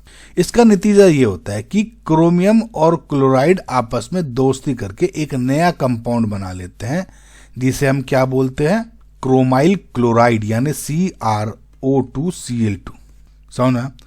और जो ये CrO2Cl2 होता है ये क्या होता है, रेडिश ब्राउन का। समझ में आया बच्चों? देखो क्या होता है, क्रोमाइल क्लोराइड टेस्ट में साल्ट लेते हो K2Cr2O7 कंसंट्रेटेड H2SO4 डालते हो, ब्राउन कलर की वेपर्स निकलती हैं और उसको हीट करने पे थोड़ा सा, समझ में? तो ये CrO2Cl2 है, ये रेडिश ब्राउन कलर की प्यूरिटी, ये है बेसिकली क्रोमाइल क्लोराइड टेस्ट। ठीक है, अब क्या होता है कि जो ब्रोमाइड्स और आयोडाइड्स है इसके साथ है ना, इसकी कहानी बिल्कुल अलग है। ब्रोमाइड्स और आयोडाइड्स बहुत ही, ये तो क्या था, वीक रिड्यूसिंग एजेंट था, इसलिए K2Cr2O7 के साथ रिड्यूस तो कर नहीं पाता। इसको क्या करता है, Cr के साथ मिलकर CrO2Cl2 बना देता है। अब Br नेगेटिव और I नेगेटिव क्या है कि ये हैं स्ट्रोंग रिड्यूसिंग एजेंट, दोनों स्ट्रोंग रिड्यूसिंग एजेंट होते हैं। तो जैसे ही आप इनमें डाइक्रोमेट और कंसंट्रेटेड H2SO4 डालते हो ना, तो ये आयंस क्रोमियम के साथ कंपाउंड बनाने के बजाय डाइक्रोमेट के साथ एक लड़ाई से शुरू कर देते हैं। तो ये आयंस डाइक्रोमेट को रिड्यूस कर देते हैं और खुद ऑक्सीडाइज हो जाते हैं। समझ में? मतलब ब्रोमाइड आयन क्रोमियम के साथ जुड़ने के बजाय जो इस केस में हुआ था, ठीक है, Br नेगेटिव तो कन्वर्ट हो गया Br2 गैस में, और वैसे ही आयोडाइड आयन से भी किस में कन्वर्ट होता है, I2 में बदल जाता है, आयोडीन वेपर्स में, ब्रोमीन गैस और आयोडीन वेपर्स में। अब क्योंकि ये आयंस खुद ही गैस बन जाके उड़ जाते हैं, तो इसमें क्रोमाइल ब्रोमाइड या क्रोमाइल आयोडाइड बनने का चांस ही नहीं मिलता। अब क्रोमाइल ब्रोमाइड अगर बनता है तो वो इतना अनस्टेबल होता है कि वो तुरंत टूटकर ब्रोमीन गैस ही बन जाता है, अगर थोड़ा बहुत बना भी है ना। तो स्टूडेंट्स समझ में आ गया कि इसका मेन रीजन क्या हुआ कि उनका स्ट्रोंग रिड्यूसिंग नेचर ब्रोमाइड और आयोडाइड क्लोराइड के, जो ब्रोमाइड है और आयोडाइड है क्लोराइड के मुकाबले बहुत ज्यादा रिएक्टिव होते हैं तो ऑक्सीडेशन के लिए, इसलिए वे क्रोमाइल डेरिवेटिव्स बनाने के बजाय सीधे फ्री हैलोजन यानी Br2 और I2 में कन्वर्ट हो जाते हैं। आई होप बच्चों आपको समझ में आएगा। Why is silver nitrate solution stored in dark coloured bottles? देखो बच्चों, सिल्वर नाइट्रेट को हमेशा डार्क ब्राउन या एम्बर कलर्ड बोटल्स में ही रखा जाता है, कभी कभी और कभी भी ट्रांसपेरेंट ग्लास बोतल में उसको नहीं रखते। ये है क्यों ऐसे? सिल्वर नाइट्रेट एक लाइट सेंसिटिव कंपाउंड है। इसका मतलब ये है कि ये रोशनी या सनलाइट के प्रति बहुत ज्यादा रिएक्टिव होता है। जब सनलाइट सिल्वर नाइट्रेट सॉल्यूशन पर पड़ती है तो वहां एक फोटोकेमिकल डिकम्पोजिशन रिएक्शन शुरू हो जाती है। सनलाइट की एनर्जी सिल्वर नाइट्रेट के मॉलिक्यूल्स को तोड़ देती है और उसे मेटेलिक सिल्वर में कन्वर्ट कर देती है। इस रिएक्शन की वजह से सिल्वर नाइट्रेट सॉल्यूशन खराब हो जाएगा और उसका असर या जिसको आप पोटेंसी बोलते हो वो कम हो जाती है। आप देखेंगे कि अगर सिल्वर नाइट्रेट सनलाइट के कांटेक्ट में आए तो ट्रांसपेरेंट सॉल्यूशन धीरे धीरे ग्रेइश सा हो जाएगा या फिर ब्लैकिश होने लगेगा।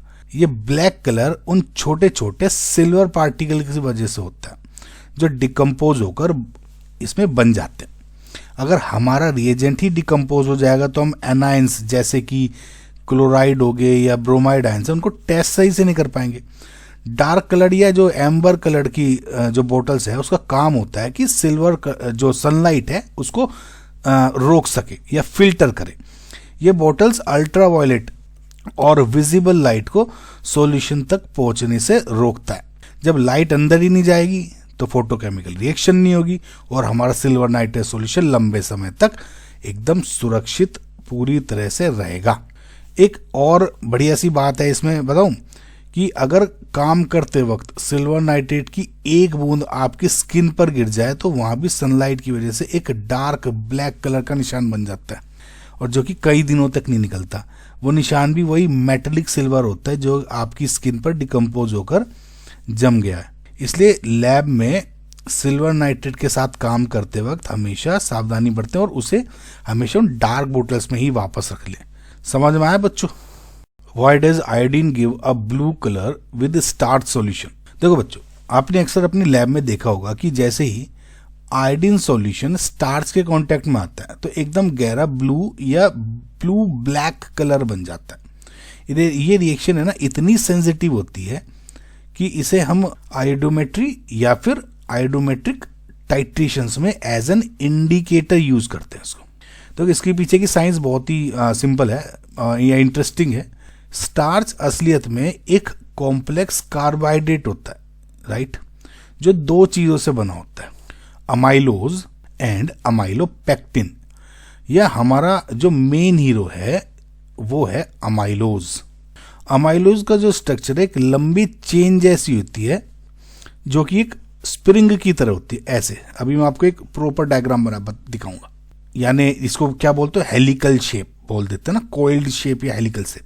जब हम आयोडीन को सॉल्यूशन में डालते हैं, खास करके पोटेशियम आयोडाइड की प्रेजेंस में, तो वो क्या करता है कि I3 नेगेटिव या फिर I5 नेगेटिव जो पॉली आयोडाइड आयंस हैं वो बना देता है, राइट। ये लंबे लंबे जो पॉली आयोडाइड आयंस हैं वो अमाइलोज के उस स्प्रिंग लाइक हेलिक्स के अंदर जाकर एकदम फंस जाते हैं। जैसे दिख रहा है ये तो वो हो गया अमाइलोज, और ये जो ब्लू डॉट्स दिख रही हैं ये क्या है, ये सब लॉन्ग चेन ऑफ ये अपनी आयोडाइड्स। इसे हम इंक्लूजन कॉम्प्लेक्स कहते हैं। जब आयोडीन इन कॉइल्स के बीच में फिट हो जाता है तो मॉलिक्यूल्स के बीच का जो इलेक्ट्रॉन अरेंजमेंट है वो बदल जाता है। इस चेंज की वजह से ये कॉम्प्लेक्स विजिबल लाइट को एब्जॉर्ब करने लगता है और हमें वो इंटेंस ब्लू कलर दिखाई देने लग जाता है। यहाँ एक बहुत जरूरी बात ध्यान रखने वाली है कि ये कोई परमानेंट केमिकल बॉन्ड नहीं है, ठीक है, ये बात देखना, बल्कि सिर्फ एक फिजिकल अरेंजमेंट है। इसका सबसे बड़ा सबूत ये है कि अगर आप उस ब्लू सॉल्यूशन को गर्म करेंगे तो वो बिल्कुल जो ब्लू कलर है वो एकदम गायब हो जाता है। ऐसा इसलिए होता है कि क्योंकि गर्म करने पर जो अमाइलोज की वो जो कॉइल्स है ना, ये स्प्रिंग लाइक, ये खुल जाती हैं और आयोडीन उसमें से निकल जाता है जो फंसा हुआ है। जैसे आप सॉल्यूशन को वापस ठंडा करोगे, कॉइल्स फिर से बन जाती हैं और आयोडीन फिर से फंस जाएगा और ब्लू कलर वापस आ जाएगा। तो हमेशा याद रखना, आयोडीन और स्टार्च के जो ब्लू है कलर है किसी केमिकल रिएक्शन से की वजह से नहीं होता, बल्कि आयोडीन के स्टार्च की कॉइल्स में फंसने की वजह से होता है। यही वजह है कि ये जो टेस्ट है सिर्फ ठंडे सॉल्यूशन में ही काम करता है, गर्म में होगा ही नहीं। सोना, आई होप आपको समझ में आएगा बच्चों। What is Nessler's reagent?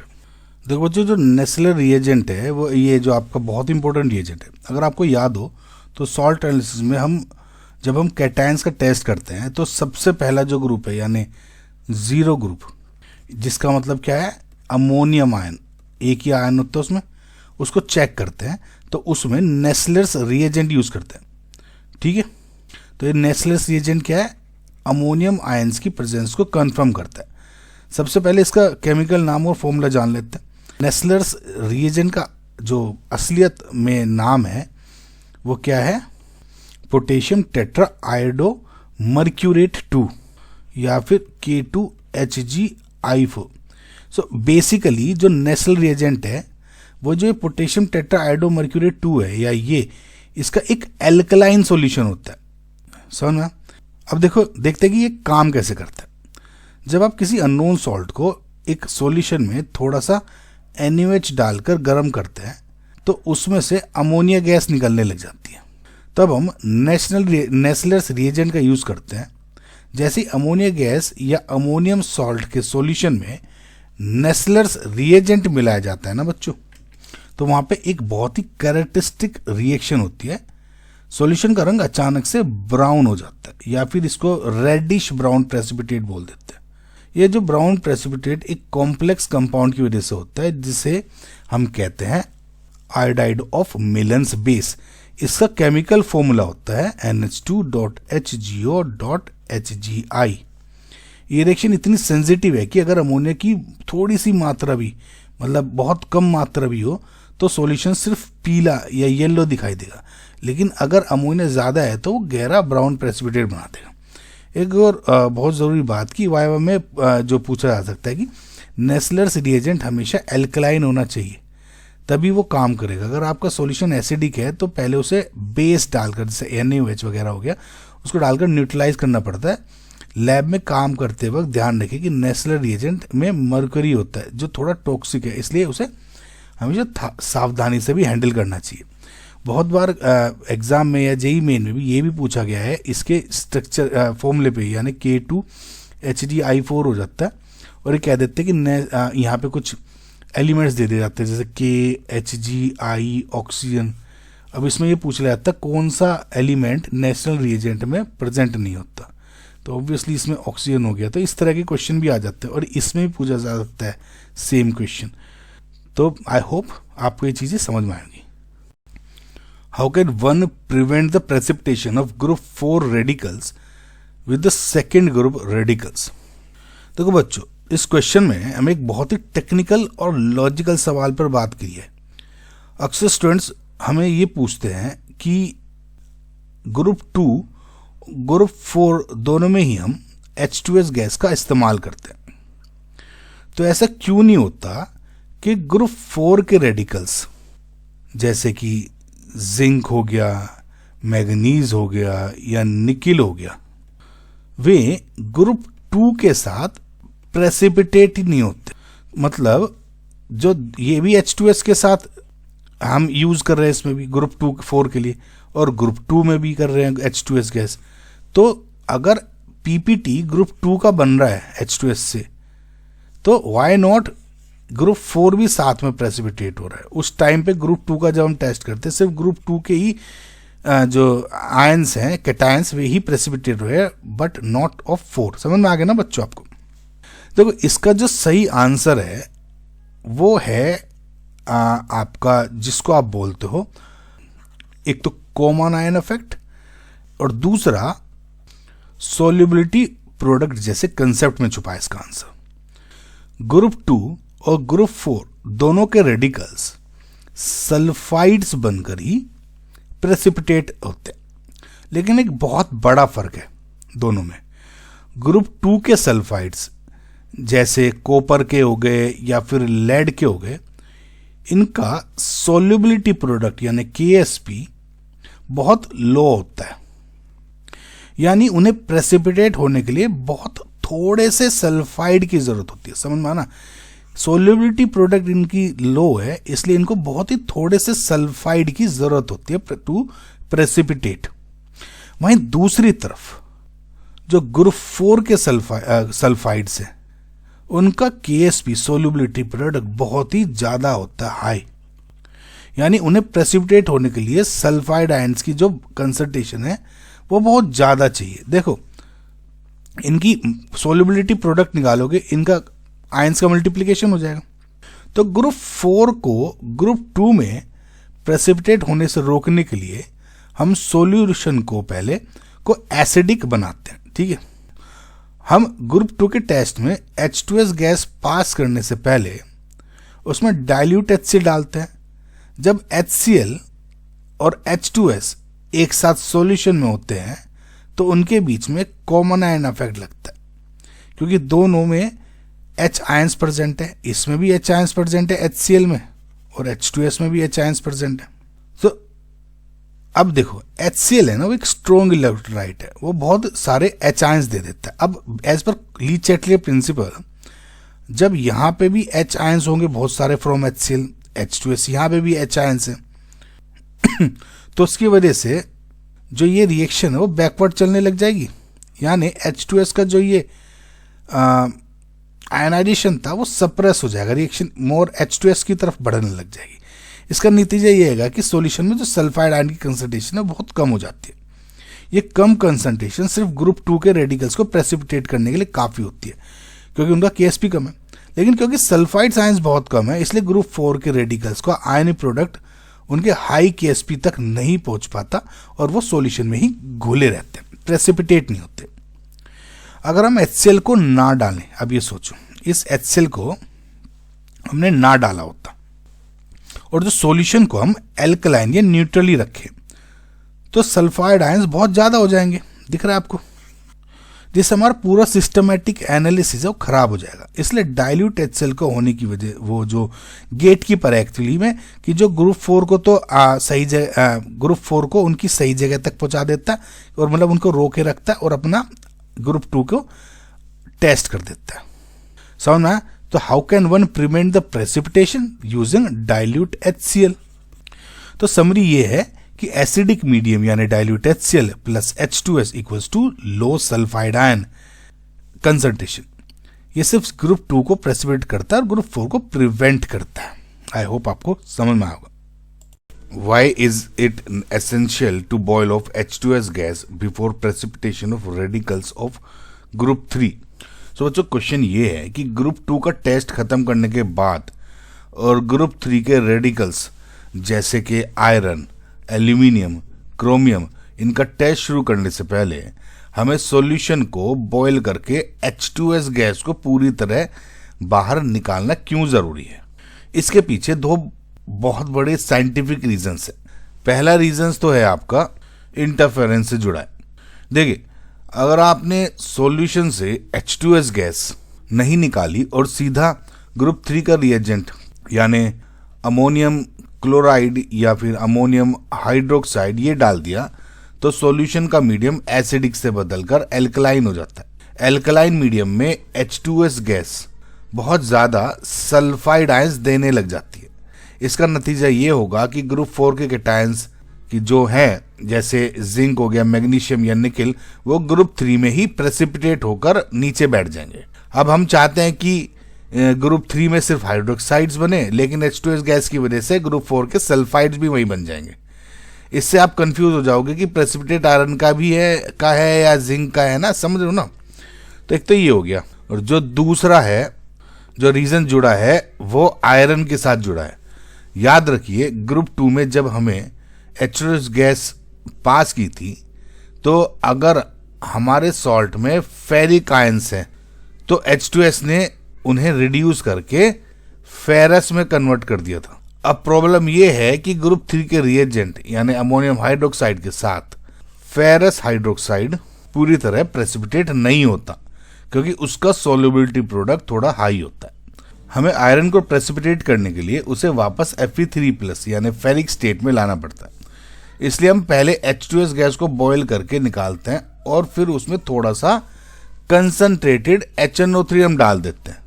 ये नाइट्रिक एसिड एक ऑक्सीडाइजिंग एजेंट का काम करता है, और जितने भी सारे यहाँ पे जो फेरस हुए थे, वापस इस फेरस से नाइट्रिक एसिड डालने से फेरिक हो जाते हैं। ऑक्सीडेशन हो गया। अगर H2S गैस वहाँ पे मौजूद है तो वो जो नाइट्रिक एसिड को अपना काम है ना वो करने नहीं देगी H2S गैस, और खुद ऑक्सीडाइज होकर कोलॉइडियल सल्फर बना देगी। अब क्या है कि समझ रहे, दो रीजंस। अब इसको यहाँ तो नहीं करने देगी, बल्कि इसको ये नहीं करने देगी, खुद का H2S गैस कोलॉइडल सल्फर में ऑक्साइड हो जाएगी। और कोलॉइडल सल्फर का क्या है, बेसिकली गंदा सा सफेद टर्बिडिटी बन जाती है, धुंध सी बन जाती है कुछ, है ना, टेस्ट ट्यूब में। हमेशा बच्चों याद रखना, बॉइलिंग सिर्फ गैस निकालने के लिए नहीं होती, बल्कि ये रास्ता साफ करने के लिए होता है कि ताकि नाइट्रिक एसिड अपना काम कर सके और ग्रुप 4 के रेडिकल्स बीच में टांग ना रहे। दो चीज हो गई। जब तक आप टेस्ट ट्यूब के मुंह पर लेड एसीटेट पेपर ले जाएं और वो काला होना बंद हो जाए यानी ब्लैक होना बंद हो जाए, तब तक बॉयल करते रहो। जब पेपर का रंग बदलना बंद हो जाए, समझ लो कि H2S जितनी भी सारी गैस है वो निकल गई है ना, सफेद ही सफेद रह जाए। समझ में आया बच्चों सब? Can we use ammonium sulphate instead of ammonium chloride in group 3?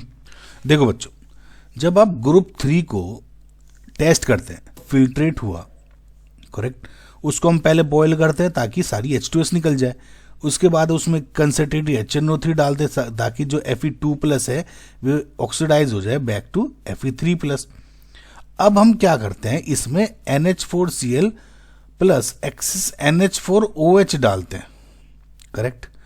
अब सवाल ये है कि अगर हमें सिर्फ अमोनियम आयंस यानी NH4Cl और NH4OH में क्या है कि अमोनियम आयंस की ही जरूरत है, तो क्या हम इंस्टीड ऑफ अमोनियम क्लोराइड यहाँ पे NH4 के OH के साथ, क्या हम इंस्टीड ऑफ NH4Cl NH4SO4 ये अमोनियम सल्फेट यूज कर सकते हैं क्या?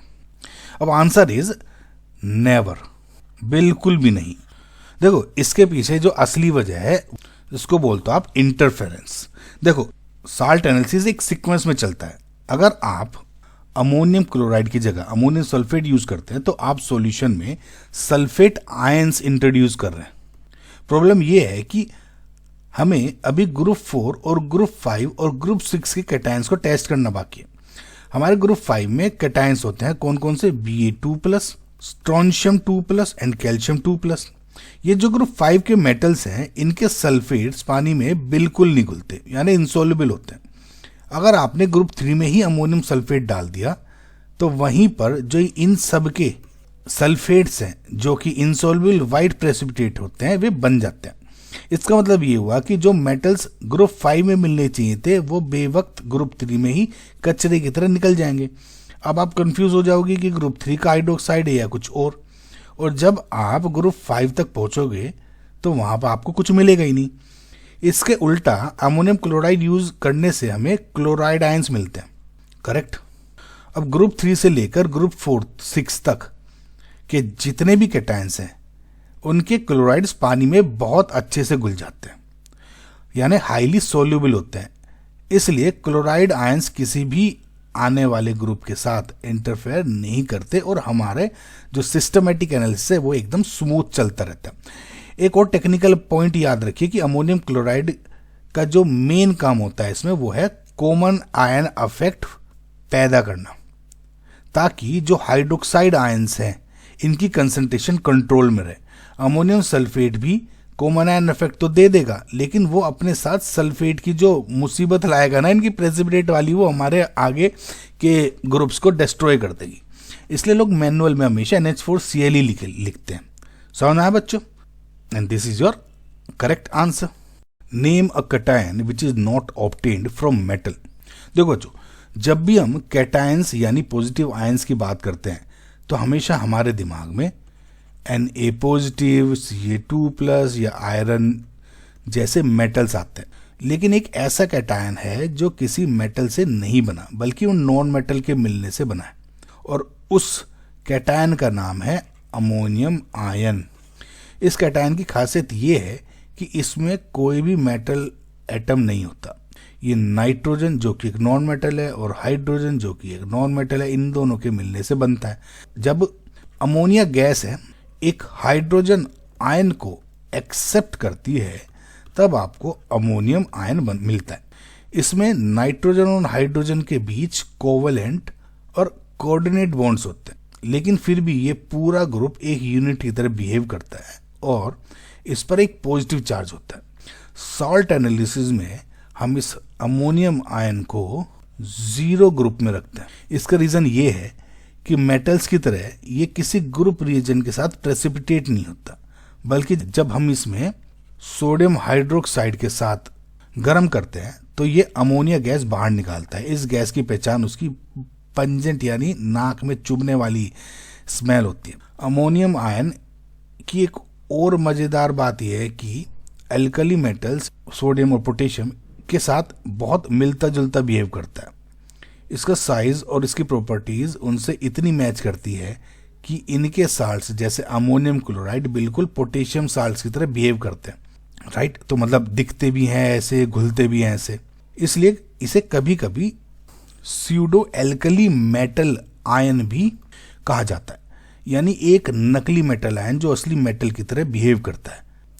इसका कंफर्मेटरी टेस्ट करने के लिए हम नेस्लर रिएजेंट यूज करते हैं, ठीक है। तो जब नेचुरल रिएजेंट इस अमोनियम सॉल्यूशन में डालते हैं तो वो ब्राउन प्रेसिपिटेट देता है।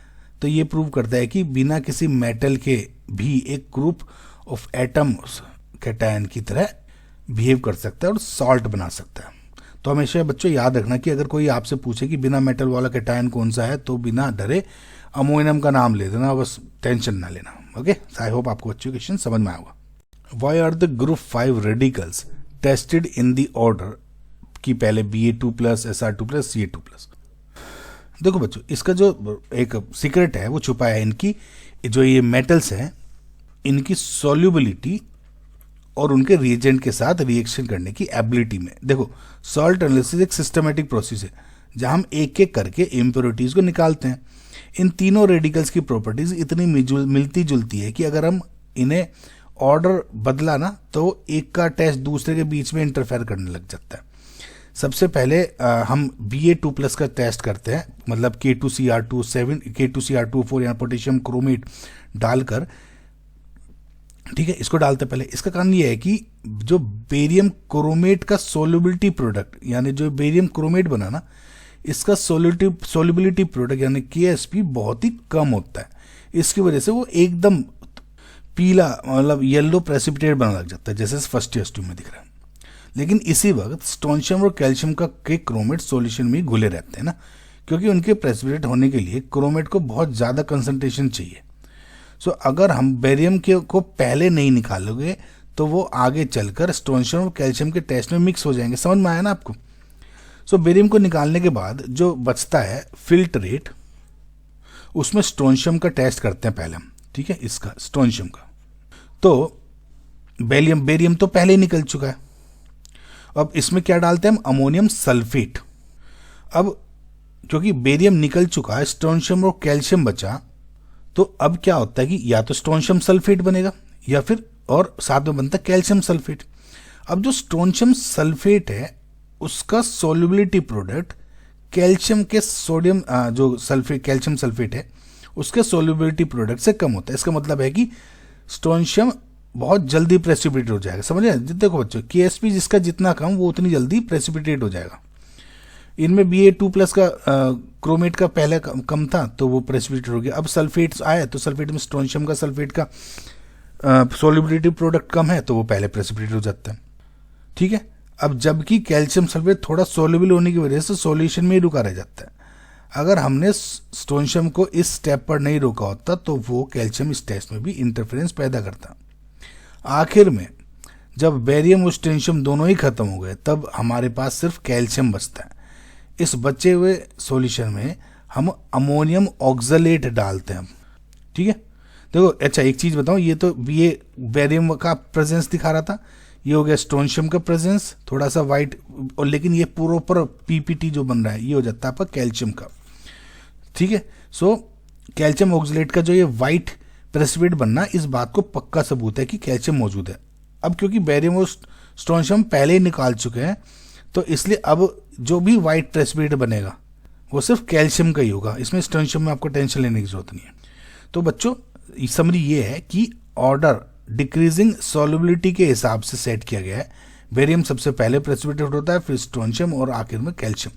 अगर आपने कैल्शियम को पहले टेस्ट करने की कोशिश की तो बेरियम और स्ट्रोंशियम भी उसके साथ ही प्रेसिपिटेट होकर मिक्स्ड रिजल्ट्स दे देंगे और आपका जो है टेस्ट वो कभी भी ये नहीं बता पाएगा कि कौन सा कैटायन है। आई होप आपको समझ में आएगा। Why does concentrated HNO3 kept in a बोतल टर्न येलो इन कलर? बिल्कुल ऐसे। देखो बच्चों, अगर आप एक पुरानी बोतल को देखो तो उसका जो एसिड एकदम पानी जैसा साफ होने के बजाय हल्का पीला येलो या कभी कभी ऑरेंज येलो दिखाई देता है, मतलब कंसंट्रेटेड HNO3 का। आखिर ऐसा होता क्यों, इसलिए उस क्वेश्चन में पूछा गया।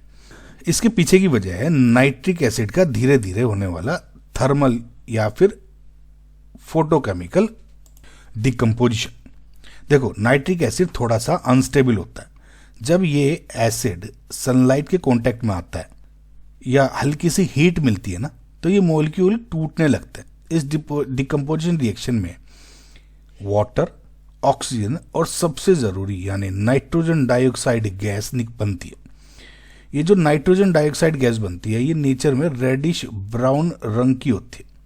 जब ये गैस एसिड के अंदर ही बनी रहती है ना, बंद है गैस आपकी बोतल, तो ये बचे हुए नाइट्रिक एसिड में डिजोल्व होने लग जाती है, यानी घुलने लग जाती है, क्योंकि NO2 खुद ब्राउन कलर की है।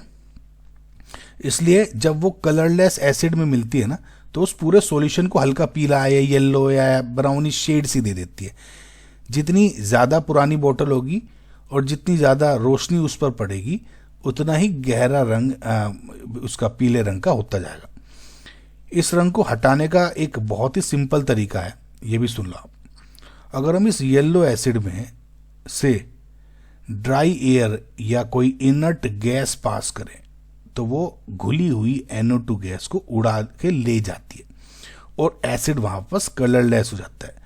या फिर अगर हम इसे थोड़ा और डाइल्यूट करें, तो भी रंग हल्का सा ब्राइट सा होने लग जाता है, मतलब हल्का होने जाएगा पीला रंग थोड़ा सा। एक बात और ध्यान रखो कि इस डिकम्पोजिशन को रोकने के लिए हमने पहले भी बात की थी कि पहले के क्वेश्चंस में कि सिल्वर नाइट्रेट की तरह कंसंट्रेटेड नाइट्रिक एसिड को भी हमेशा डार्क ब्राउन बोतल्स में ही रखा जाता है, जैसे सिल्वर नाइट्रेट की सॉल्यूशन को रखते हैं, ताकि सनलाइट अंदर ना जा सके और एसिड डिकम्पोज ना हो। तो समरी में बच्चों ये है कि नाइट्रिक एसिड का जो पीला रंग है उसमें घुली हुई नाइट्रोजन डाइऑक्साइड NO2 गैस की वजह से होता है। समझ में आया बच्चों? Why is the reagent bottle containing sodium hydroxide solution never stoppered? देखो बच्चों, आपने नोटिस किया होगा कि सोडियम हाइड्रोक्साइड यानी NaOH की बोतल पर कभी भी ग्लास की जो स्टॉपर होता है, यानी ग्लास का जो ढक्कन होता है, वो कभी भी टाइट करके नहीं लगाया जाता, बल्कि अक्सर उन्हें रबर स्टॉपर से बंद करते हैं या ढीला रखते हैं। अगर ग्लास की, जैसे इसमें अगर ग्लास का स्टॉपर है तो आखिर ऐसा है क्यों? अगर हम ग्लास स्टॉपर को टाइट बंद कर दें तो वो हमेशा के लिए जाम हो सकता है। मतलब देखो, जिसके पीछे एक बहुत ही सिंपल केमिकल रिएक्शन है। हमारी हवा यानी एटमॉस्फेयर में कार्बन डाइऑक्साइड गैस मौजूद होती है, जो नेचर में थोड़ी एसिडिक होती है। जब ग्लास बोतल के मुंह पे थोड़ा सा NaOH सॉल्यूशन लगा रह जाता है, तो वो हवा की CO2 से रिएक्ट कर लेता है। इस जो रिएक्शन है, इससे बनता है आपका सोडियम कार्बोनेट यानी Na2CO3।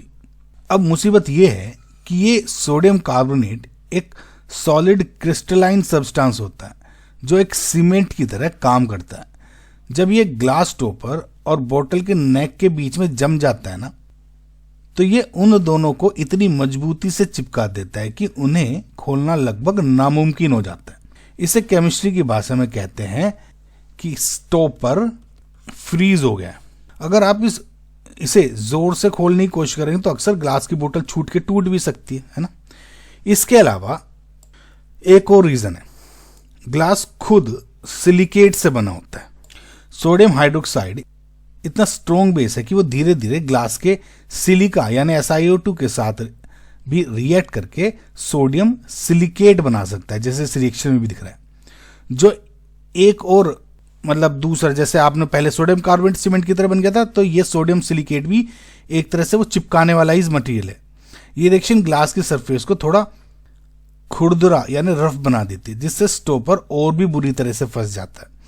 इसी वजह से लैब में हमेशा सजेस्ट करते हैं कि अल्कली सॉल्यूशंस जैसे NaOH हो गया या KOH हो गया, इनको प्लास्टिक की बोतल में रखें या फिर रबर स्टॉपर्स का इस्तेमाल करें। रबर NaOH के साथ रिएक्ट करके कोई सीमेंट जैसा मटेरियल नहीं बनाती, इसलिए बोतल हमेशा आसानी से खुल जाती है।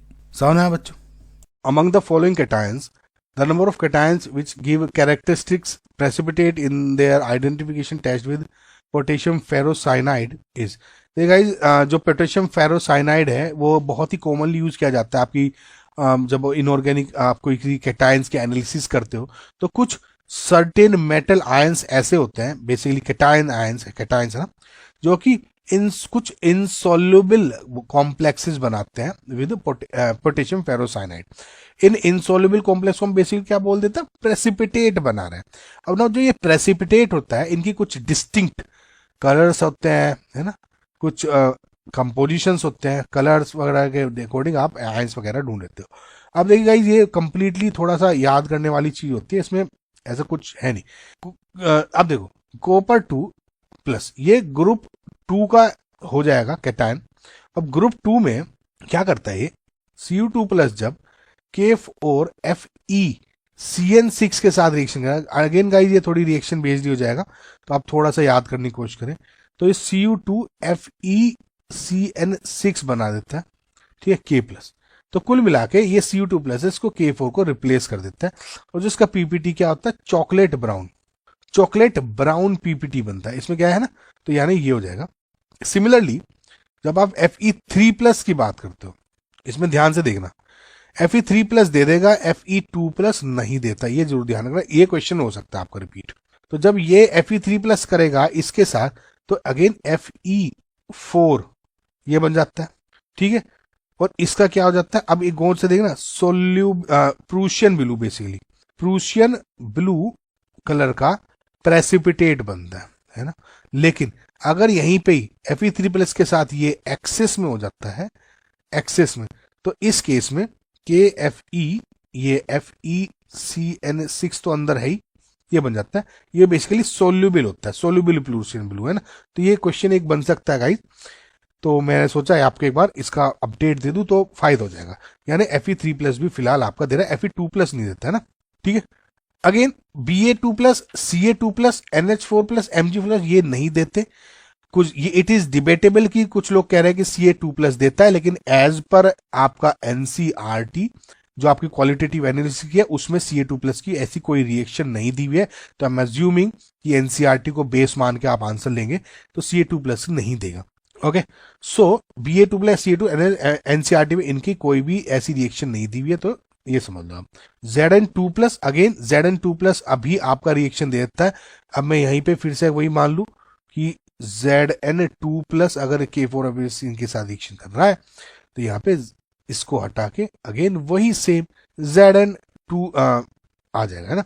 अब देखिए कुल मिला के इसका तो आपको वही बनाना है कि अब कि इसमें याद करने वाला कोई ऐसा कुछ कंसेप्ट भी नहीं है इसमें ना।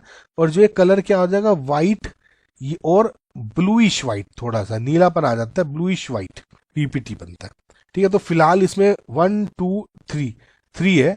कुछ लोग Ca2+ भी कह रहे हैं, अगर आपको मानना है तो Ca2+ मान के तो 4 हो जाएगा, नहीं तो NCERT के हिसाब से 3 है।